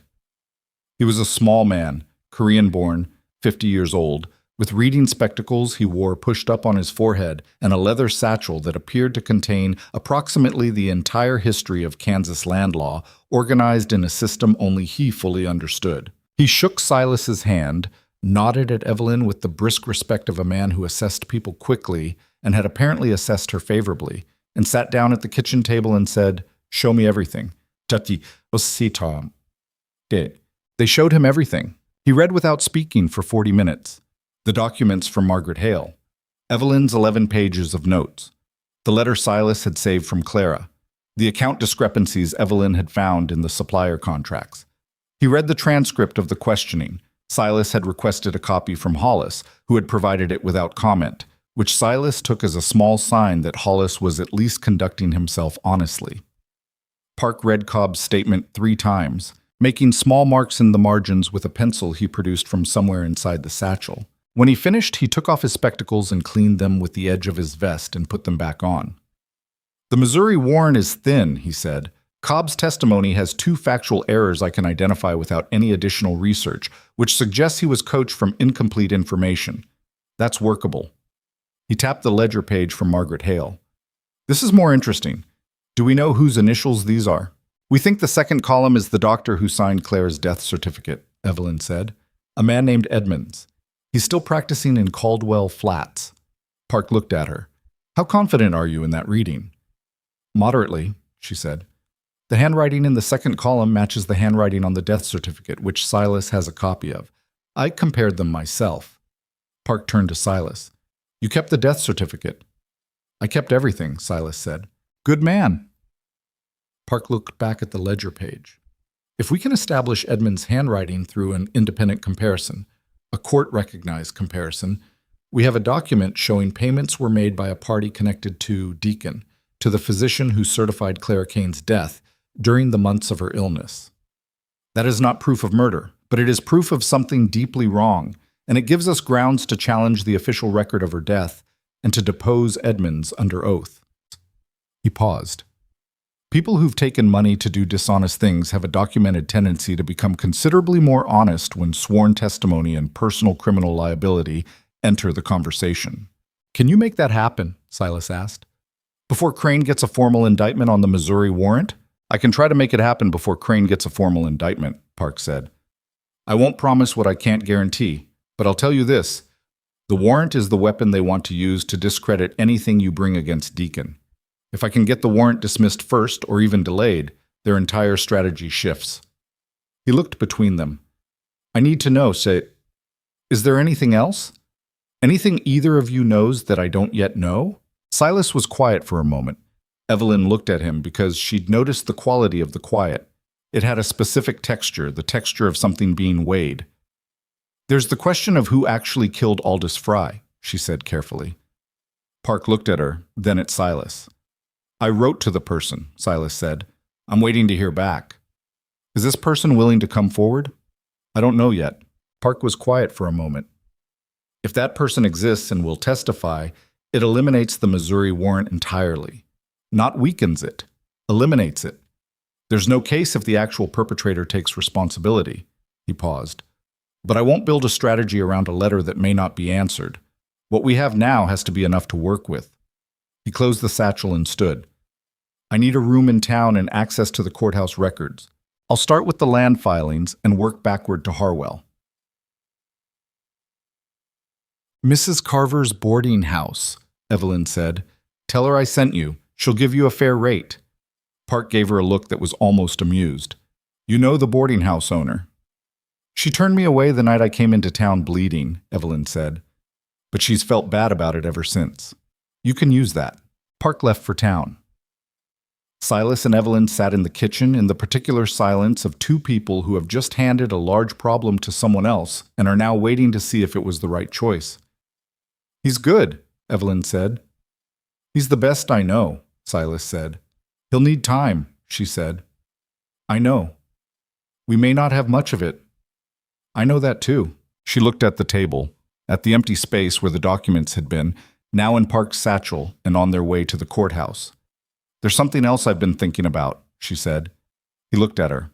Deacon's reach in this town goes through fear and obligation, she said. Hattie Burgess came to warn me off because she owes him something, or her husband does. Pruitt aligned with him because Pruitt has his own grievance. Cobb's testimony exists because someone paid him. She looked up. But fear and obligation have limits, and Deacon's move against you is also a move against this town, whether they see it yet or not. If the railroad comes through and he controls the mineral rights and the creek access, every rancher and farmer in this valley pays whatever price he sets. They know that, Silas said. Do they? Or do they just know that Deacon is powerful and easier to appease than to fight? She leaned forward slightly. If they understood what he's actually building here, not just the land grab, but what it means for all of them, some of them would choose differently. Silas was watching her with the careful attention he gave to things that mattered. You want to tell people. I want the right people to know the right things at the right time, she said. Not gossip, not speculation. Facts, delivered to people who can do something with them. She paused. Tom knows half the ranchers in this valley. Who do you trust? Out of everyone in this territory, who is not in Deacon's pocket and has enough standing that people listen when they speak? He thought for a moment. Caleb Marsh. Runs the biggest cattle operation south of town. Been here longer than almost anyone. He and Deacon have never been friendly. He paused. And Judge Aldridge. Not the circuit judge, the local one. He's mostly a land registry judge, doesn't handle criminal matters. But he's honest and people respect him. Deacon tried to put a man on his court 3 years ago, and Aldridge made it very publicly clear that wouldn't be happening. Talk to Marsh, she said. Not about the investigation, about the railroad survey and what the mineral rights and creek access mean. Let him see the shape of it. If he understands what Deacon is positioning for, he'll talk to his neighbors. And Aldridge? Park should talk to Aldridge. A judge talking to another judge about a legal proceeding with potentially compromised witnesses. That's a different conversation than a rancher talking to a lawyer. Silas was quiet for a moment. She'd noticed over months of proximity. A particular way of going still when he was genuinely impressed by something. Not performatively still, not thinking still, but the stillness of a man who stopped because something has landed and he's letting it land. "You've been thinking about this since Dodge City," he said. "I've been thinking about it since Hattie Burgess came with her cookies," she said. "Dodge City just confirmed the timeline." He stood up. "I'll ride to Marsh today." "Take the account of the railroad survey," she said. "The public filing. It's in the courthouse records. Park can get you a copy this morning before you go. It shows the projected route and the affected land parcels. Marsh will understand what he's looking at." Silas put on his coat and hat and stopped at the door. He turned back, and she expected him to say something practical, something about when he'd be back or what she should do if anyone came to the ranch in his absence. Instead, he said, "I don't say things well. You know that." She looked at him. "I know that. But I want you to know that—" He stopped, started again. "What you've done. The writing to Dodge City, the documents, the thinking 3 steps ahead when I could barely manage 1. I'm aware of it. I don't take it as ordinary." She held his gaze. "Neither do I," she said. "What you've been carrying and how you've carried it. I'm aware of that too." That was all either of them said about it. He left. She turned to the kitchen and started making something useful to do with her hands, because she'd learned that was what you did when something felt too large to look at straight. The letter from Ruby Foss arrived 6 days later. It came in a plain envelope with a Missouri postmark, addressed to Silas Kane in handwriting that was controlled to the point of rigidity, the handwriting of someone who'd made a deliberate practice of keeping themselves contained. Silas read it in the barn, alone, and came back into the house with the specific expression of a man who's just had something he'd carried for a very long time shift its weight. He put the letter on the kitchen table. Evelyn read it.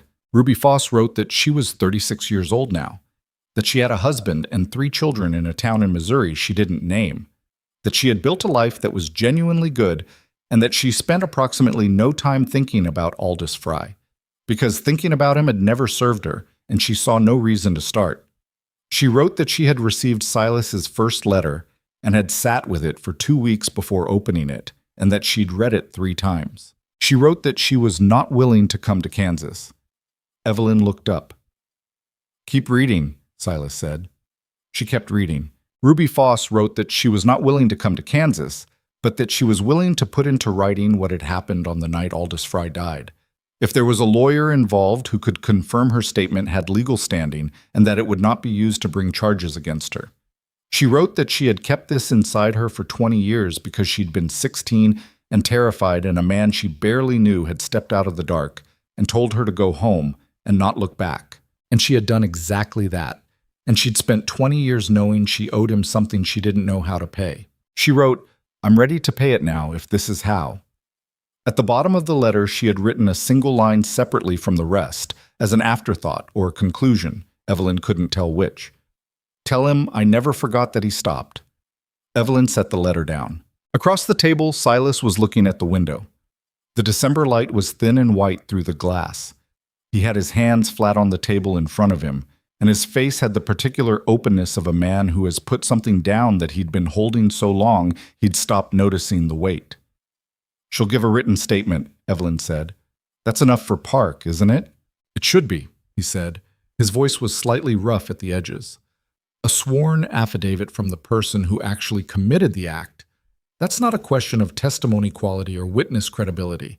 That's the answer to the question." "I'll write to Park tonight," she said. "He'll need to coordinate with a lawyer in Missouri for the affidavit." "I'll write to Ruby first," he said. "She deserves to hear from me directly." They looked at each other across the table. The fire was going well. The kitchen smelled of the bread she'd put in that morning, and the wood smoke, and the particular comfortable smell that 2 people's daily lives accumulate in a shared space over months. "It's going to be all right," she said. She didn't mean it as reassurance exactly.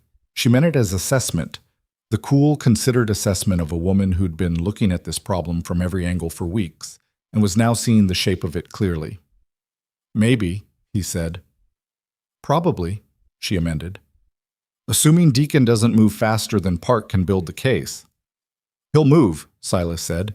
"Once he knows Park is in town, he'll move." He was right. Deacon moved 3 days later. It started with Tom Birch. Tom came in from the south pasture on a Tuesday morning, looking the way Tom only looked when something had happened that genuinely troubled him, which was not often and therefore meant something.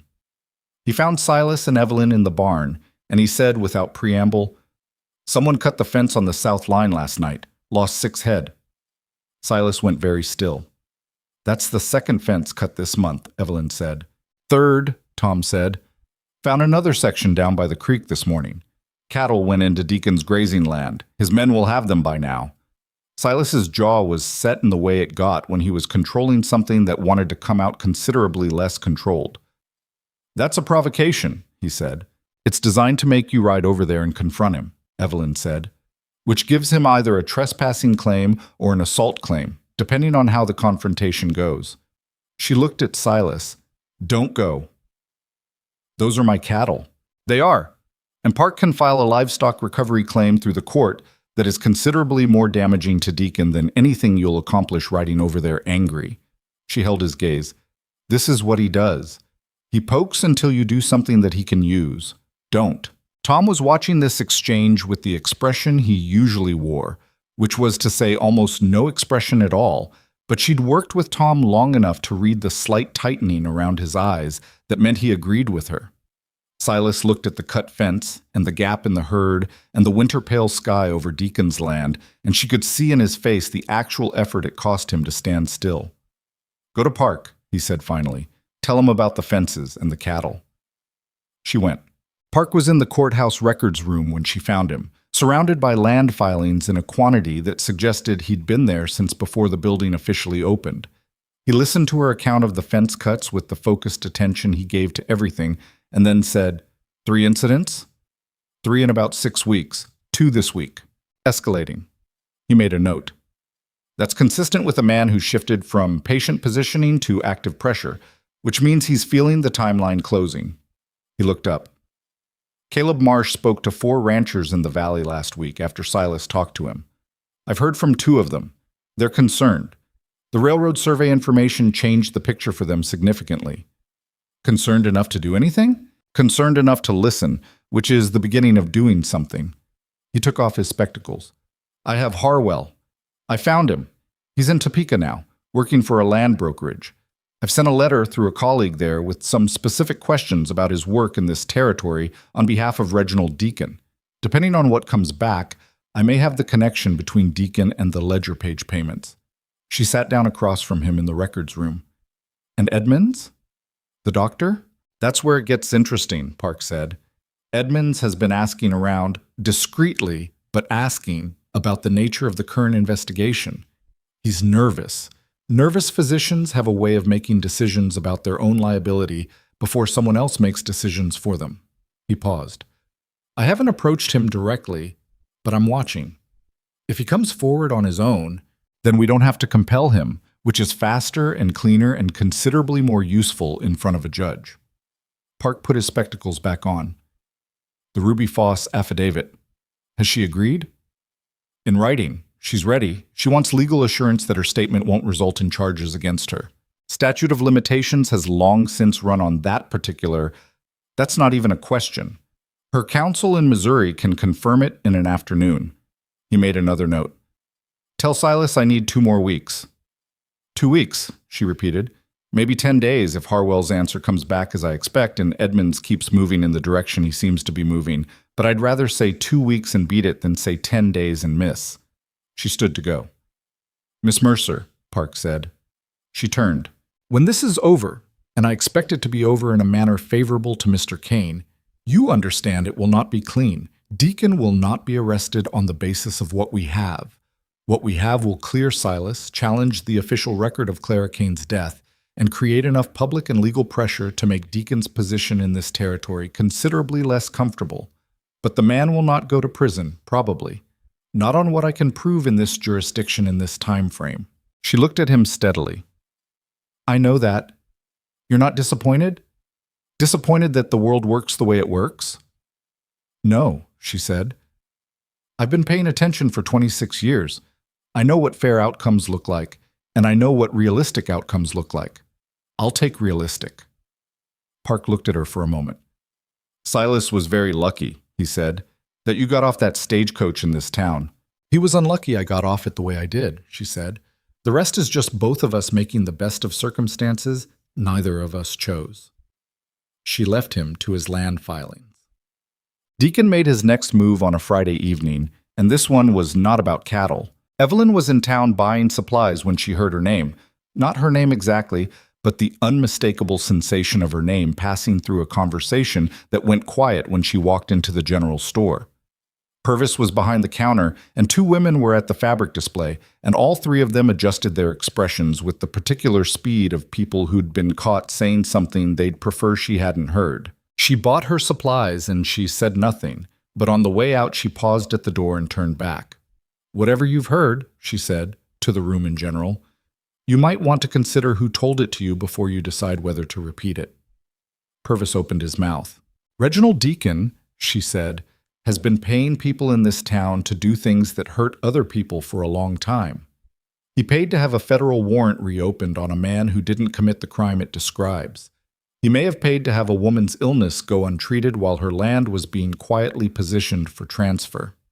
She kept her voice even and factual, the same way she'd once listed account discrepancies in front of Silas. "I understand he's powerful. I understand that makes people careful. But there is a difference between careful and complicit, and I'd think about which side of that line you want to be on before this particular story finishes." She left.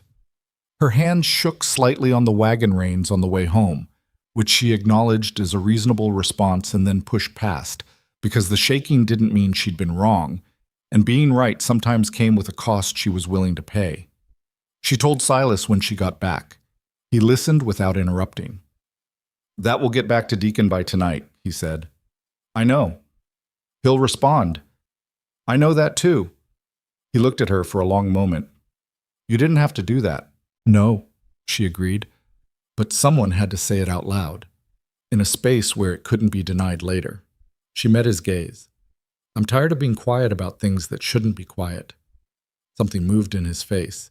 He said, "I've been thinking." "Don't," she said.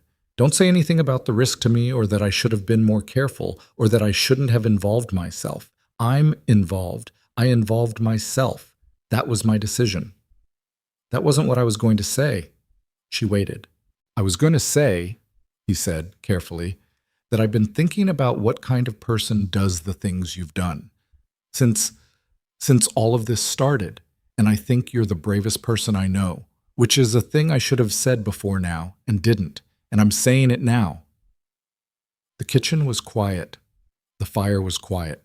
Outside, the wind was doing its usual business with the cottonwoods. "Silas," she said. "I know," he said. "We can talk about it later. There's too much in the middle of it right now." "Yes," she said. There was. They went back to the work of the evening, but the words were in the room now and they had weight, and she found herself carrying them differently from how she'd been carrying things lately.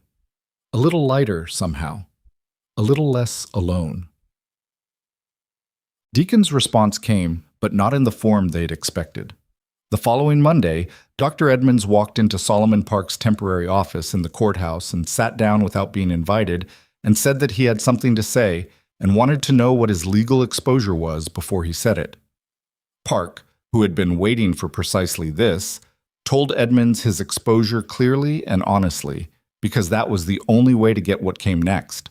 What came next took 2 hours and a stenographer borrowed from the county clerk's office. Edmonds was not a good man, and he didn't try to present himself as one. He'd made a calculation years ago that he was now unmistakably on the wrong side of and was trying to minimize.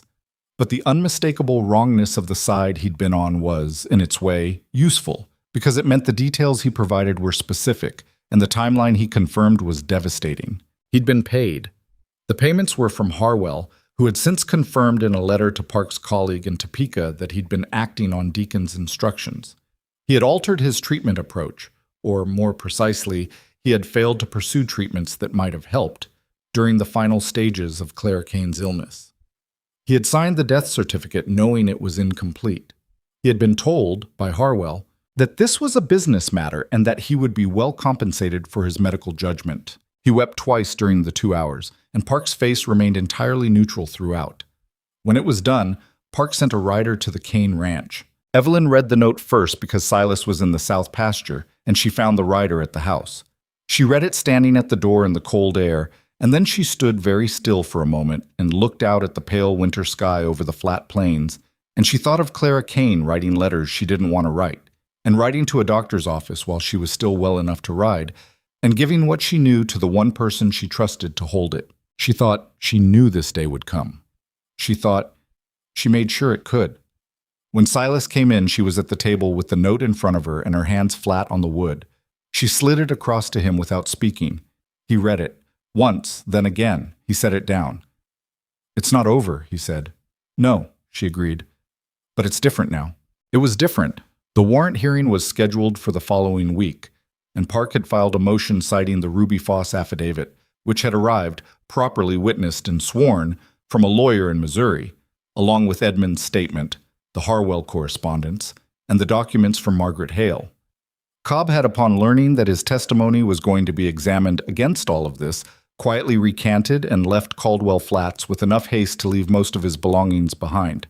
Victor Crane had gone back to Topeka, which meant either Deacon had told him to cut the exposure or Crane had made his own calculation about which cases he wanted his name attached to. And Caleb Marsh had done something Silas had not asked him to do and had not expected. He had organized a meeting of 11 ranchers and landowners in the valley, and at that meeting he had presented the railroad survey information and what he knew of Deacon's land positioning. And the 11 men had left that meeting with a signed letter to the Federal Land Office requesting an inquiry into the mineral rights transfers of the past 4 years in Caldwell Flats County. 11 signatures, 11 names that were not Silas Kane's. "Marsh sent this," Tom Birch said, delivering it on a Thursday morning with his customary economy of expression. "Said to tell you you've got neighbors who've been meaning to say so for a while." Silas held the document and looked at it for a long time.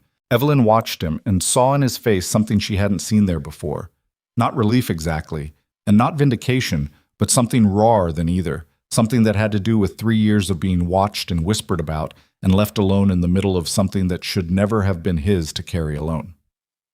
11, he said. 11, she confirmed. He folded the document carefully. "I owe Marsh a debt." "You owe Marsh a conversation," she said, "about being part of this community again, which you've been avoiding." He looked at her. "You've been managing this place and this problem with your head down for 3 years," she said. "People respect a man who shows up. You showed up for me. Time to show up for them." He held her gaze. "You're going to spend the rest of your life telling me things I should have figured out myself, aren't you?" "Probably," she said. Then she heard what she'd said. The rest of your life, the shape of it, the easy assumption embedded in it, and she felt her face get warm. He heard it too. She could tell by the small shift in the way he was standing. "Evelyn," he said. "The warrant hearing is next week," she said. "Let's get through that first." "After the hearing," he said. "After the hearing," she agreed. They looked at each other across the kitchen that had become, somewhere in the last 4 months, a kitchen they both belonged in. Outside, the December wind was doing its patient work on the plains.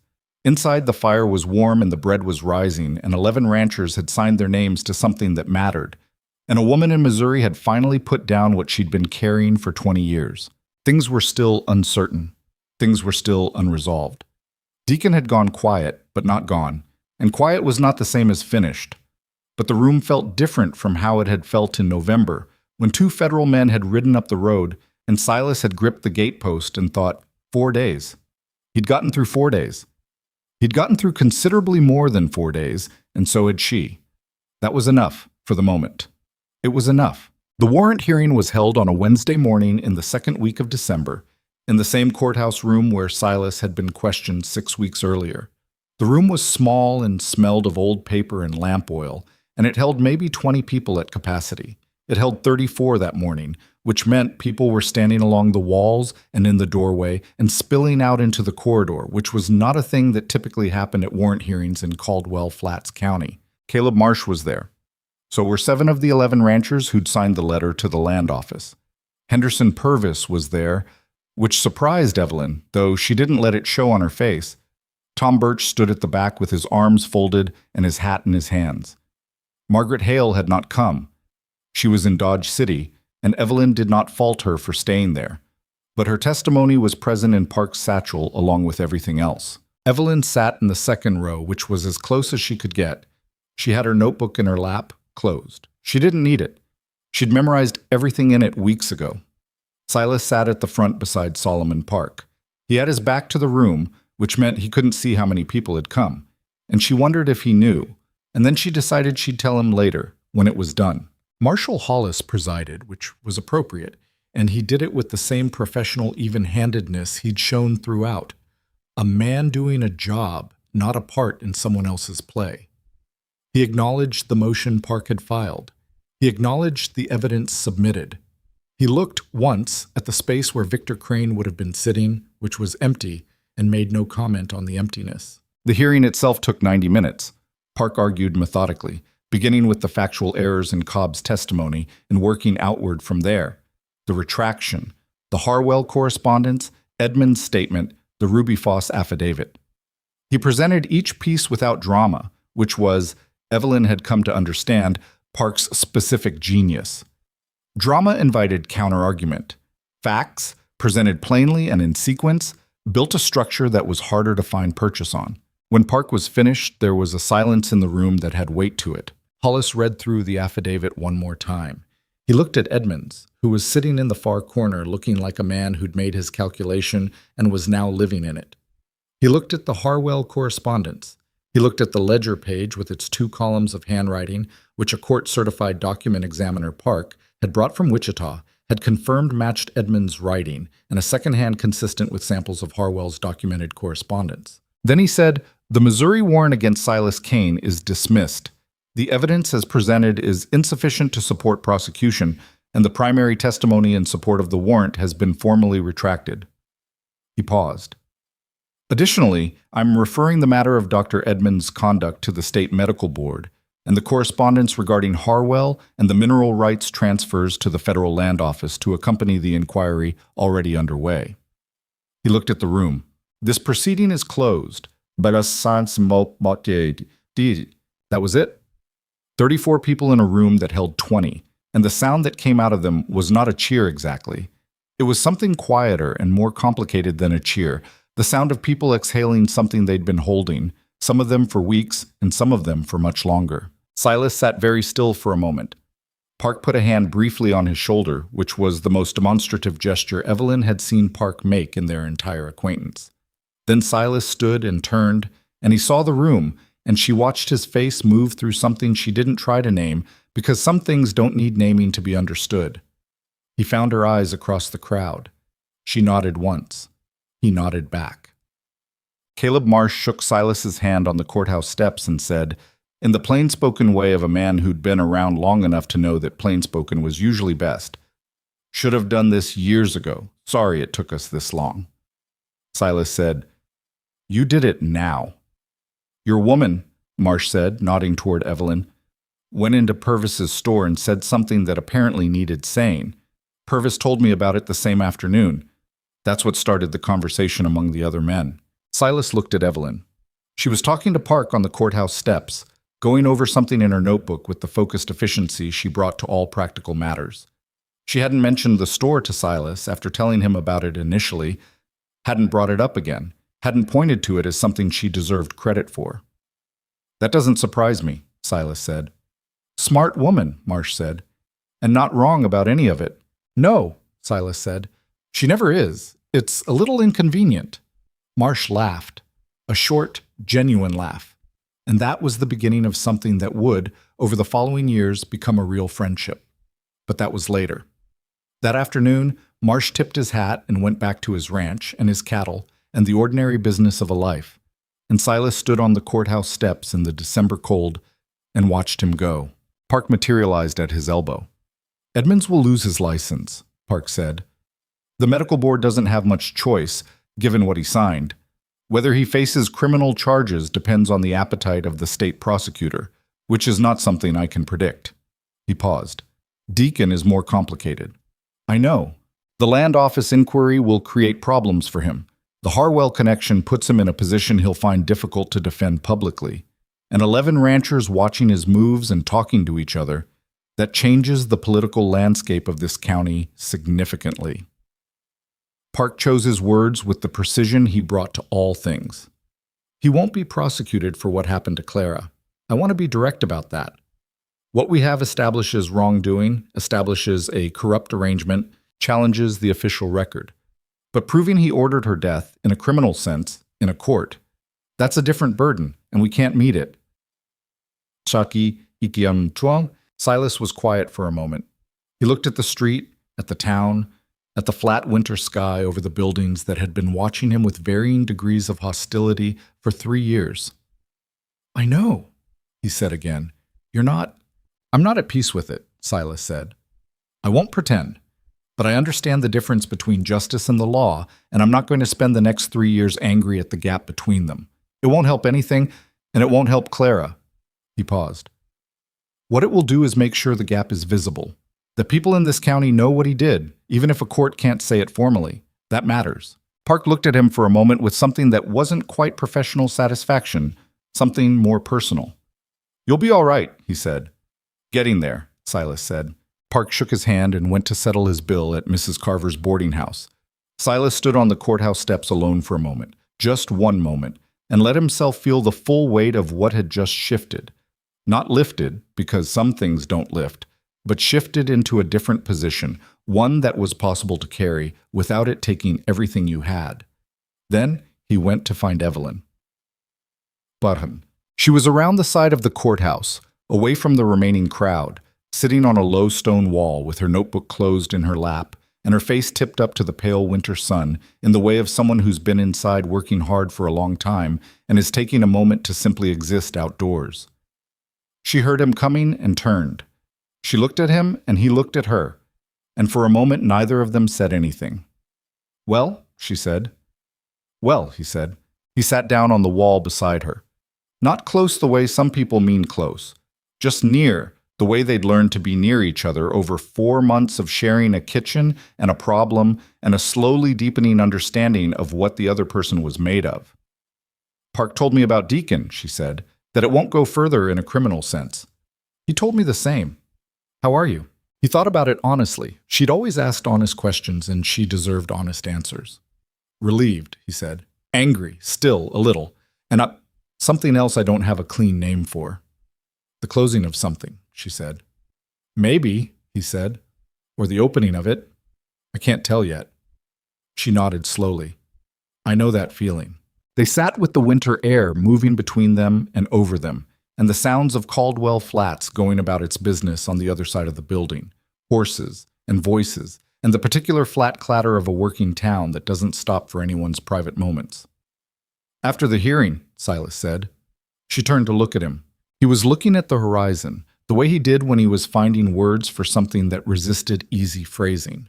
The set of his jaw was the particular set she'd learned to read as meaning he'd made up his mind and was working out the most honest way to say what the mind had made itself up to.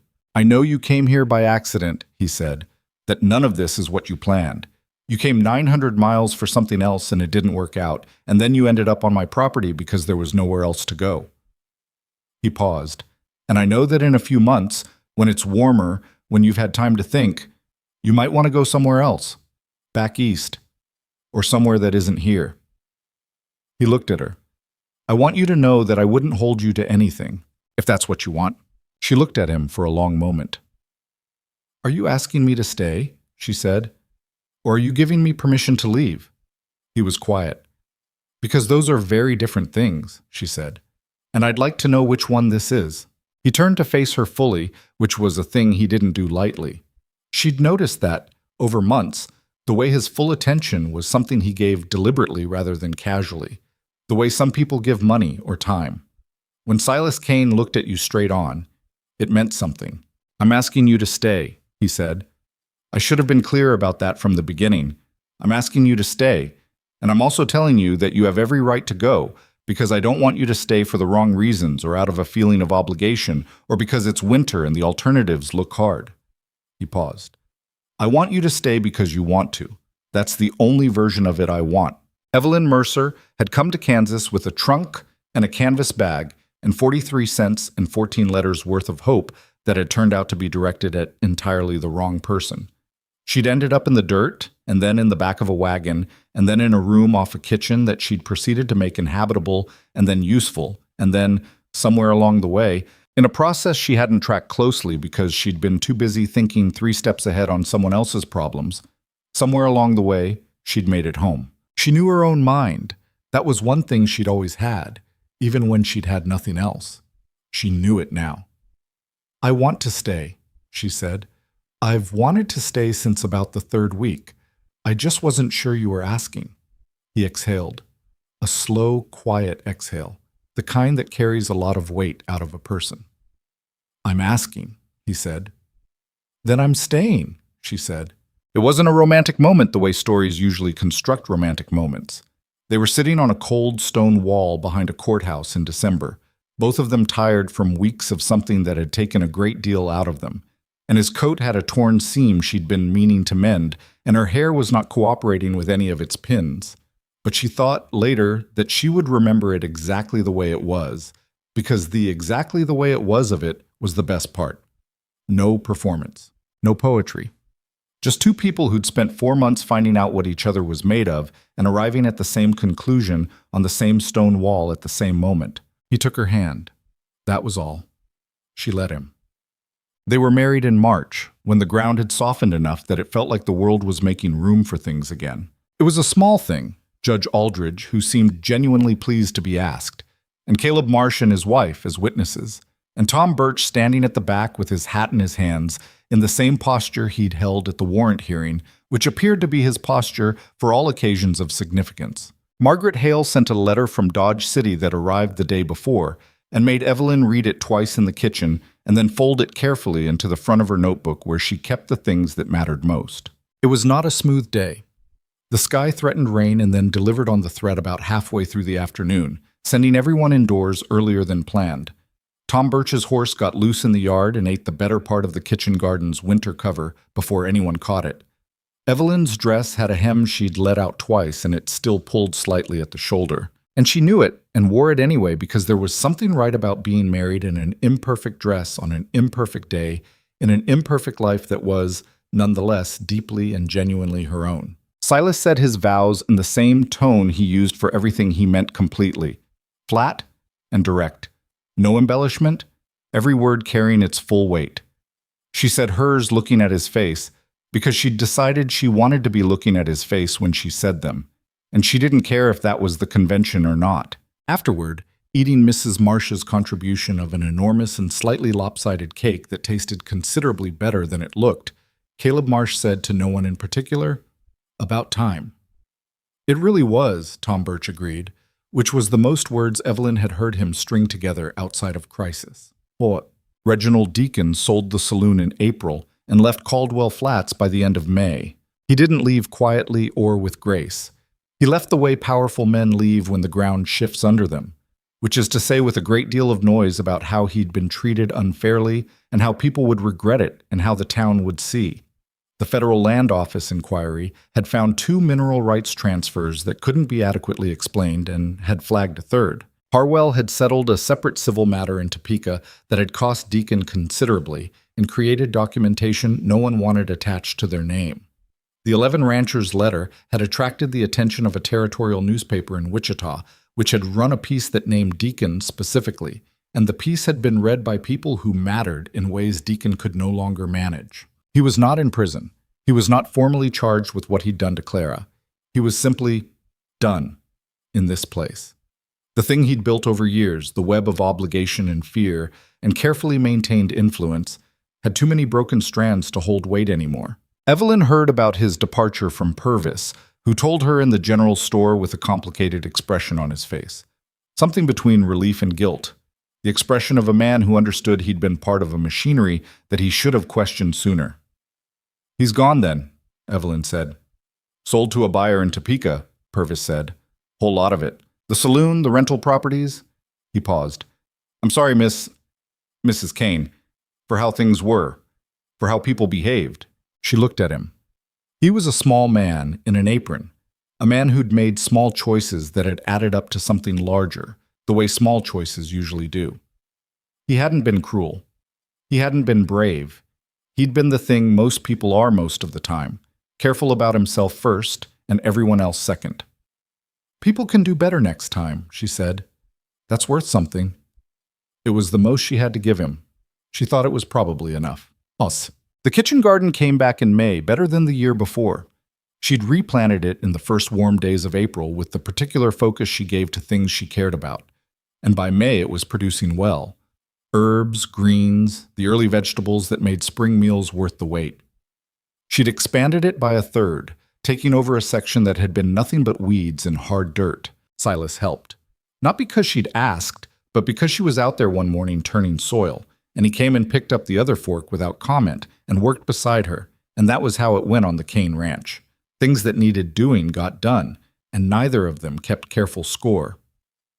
She found him, one evening in June, in the room that had stayed closed. She hadn't gone in before. She'd respected it, had understood what it meant, that closed door, the furniture inside that still held the shape of someone else's presence. She walked past it every day, and she had never once touched the handle. He'd gone in himself and left the door open, which was different. She saw him from the hallway. He was sitting in the chair by the window, not doing anything, just sitting. The room had Clara's books, a rocking chair, a small writing desk. It had the quality of a room that's been held in a particular moment and hasn't moved. She stood in the doorway. "You don't have to stay out there," he said, without turning. She came in. She sat on the edge of the small chair by the desk and looked at the room with him. "She'd have liked you," he said. "You think so?" "She had no patience for people who weren't direct," he said. Said most people spent half their lives saying things they didn't mean because they were afraid of the consequences of saying things they did. She couldn't stand it. He paused. "You say what you mean." "It gets me in trouble," Evelyn said. "It got her in trouble too," he said. Didn't stop her. She looked at the writing desk, at the small pile of books still stacked there, at the window with the same view of the creek and the cottonwoods that she saw from the kitchen. "She did something brave," Evelyn said, "getting those documents to Margaret. When she was sick, when it would have been so much easier to just rest. She got on a horse, and she went and did a hard thing." "That was very much her," he said. "She trusted that it would matter someday," Evelyn said, "that someone would use it. She didn't know who or when, but she held on to that faith that it would matter." Silas looked at the window for a long moment. "It mattered," he said. They sat in the room that had been closed for 3 years, the two of them, in the early evening light. And it wasn't sad exactly. It was something more complex than sad, something that had grief woven through it, but also warmth, the way that things that hurt can also be things you're grateful for. After a while, Evelyn reached over and straightened the books on the desk, a small and ordinary gesture, and Silas watched her do it and said nothing, which was its own kind of permission. Some rooms can be lived in again, if you approach them honestly. That was the understanding between them that evening. The recognition that a life isn't built by erasing what came before, but by carrying it forward into something that has room for all of it. By autumn, the Kane Ranch had a second full-time hand, a young man from a family 2 valleys over who needed work and proved himself capable within a week. The south fence was repaired and the cattle numbers were back where they should be. Evelyn had taken over the account books permanently and had found and rectified 3 additional billing irregularities with suppliers. A running joke between her and Silas by now that she had an instinct for other people's dishonesty. She was teaching herself to ride properly, which was a process involving more undignified moments than she'd anticipated, and which Silas observed with a restraint she appreciated and occasionally suspected. She wrote to her sister in Ohio, the sister she'd written to from Gerald Pruitt's house, the letter that had started the whole cascade of events that had ended here. She wrote a long letter. She told her sister about the ranch and about Kansas and about the kitchen garden and the account books and the lopsided wedding cake and the November ride to Dodge City in the cold. She told her sister that she was happy, which she understood was a word that needed context to mean anything, so she gave it context. She was the kind of happy that doesn't require everything to be fine, only for things to be real and shared and worth the effort. She was the kind of happy that was not comfortable all the time, not easy, not arrived at without cost. It was the best kind, she wrote, the kind you'd earned. Her sister wrote back 3 weeks later and said she'd been worrying for years and could now stop. Evelyn read the letter at the kitchen table and felt something settle in her that she hadn't known was still unsettled. a last loose thread drawing itself in. Silas came in from the morning and looked at her with the letter in her hand and the particular expression on her face and said, "Good news?" "My sister," she said. "She says she stopped worrying about me." He poured himself coffee and sat across from her. Should she have? She thought about the woman who'd stepped off a stagecoach in this town with a swollen eye and 43 cents and nowhere to go, and the road between that woman and this morning in this kitchen. She should have, she said.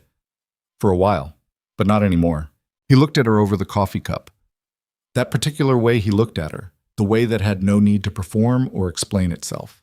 The way that said, "I see you. I'm not going anywhere." "No," he said, "not anymore."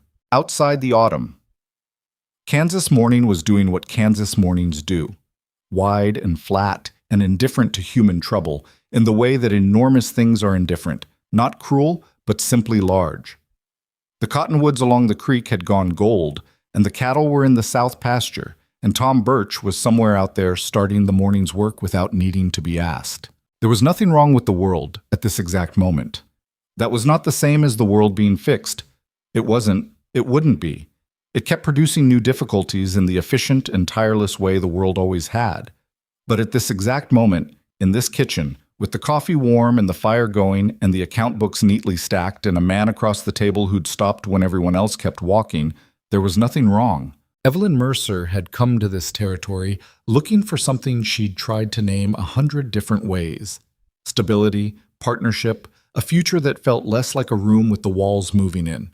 What she'd found was harder than she'd wanted and better than she'd hoped and nothing like what she'd planned. She'd found a problem to solve, and a person worth solving it for, and somewhere in the solving she'd found herself, the sharpest version of herself, the most honest, the one who wrote things down and said what she meant and rode to Dodge City in November because it needed doing. The frontier didn't reward virtue. It never had. It rewarded persistence and practicality and the ability to get back on your feet and keep moving. And it asked, always, whether you were willing to stand beside someone when standing beside them cost you something.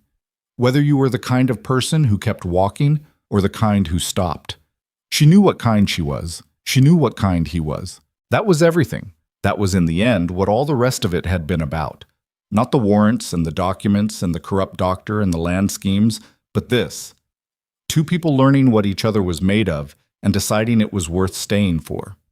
The bread was rising. The cattle needed moving to the east pasture before the first frost. The account books were waiting, and the garden needed the last of its harvest pulled before the cold came in for good. There was work to do. There always was. She got up and started it,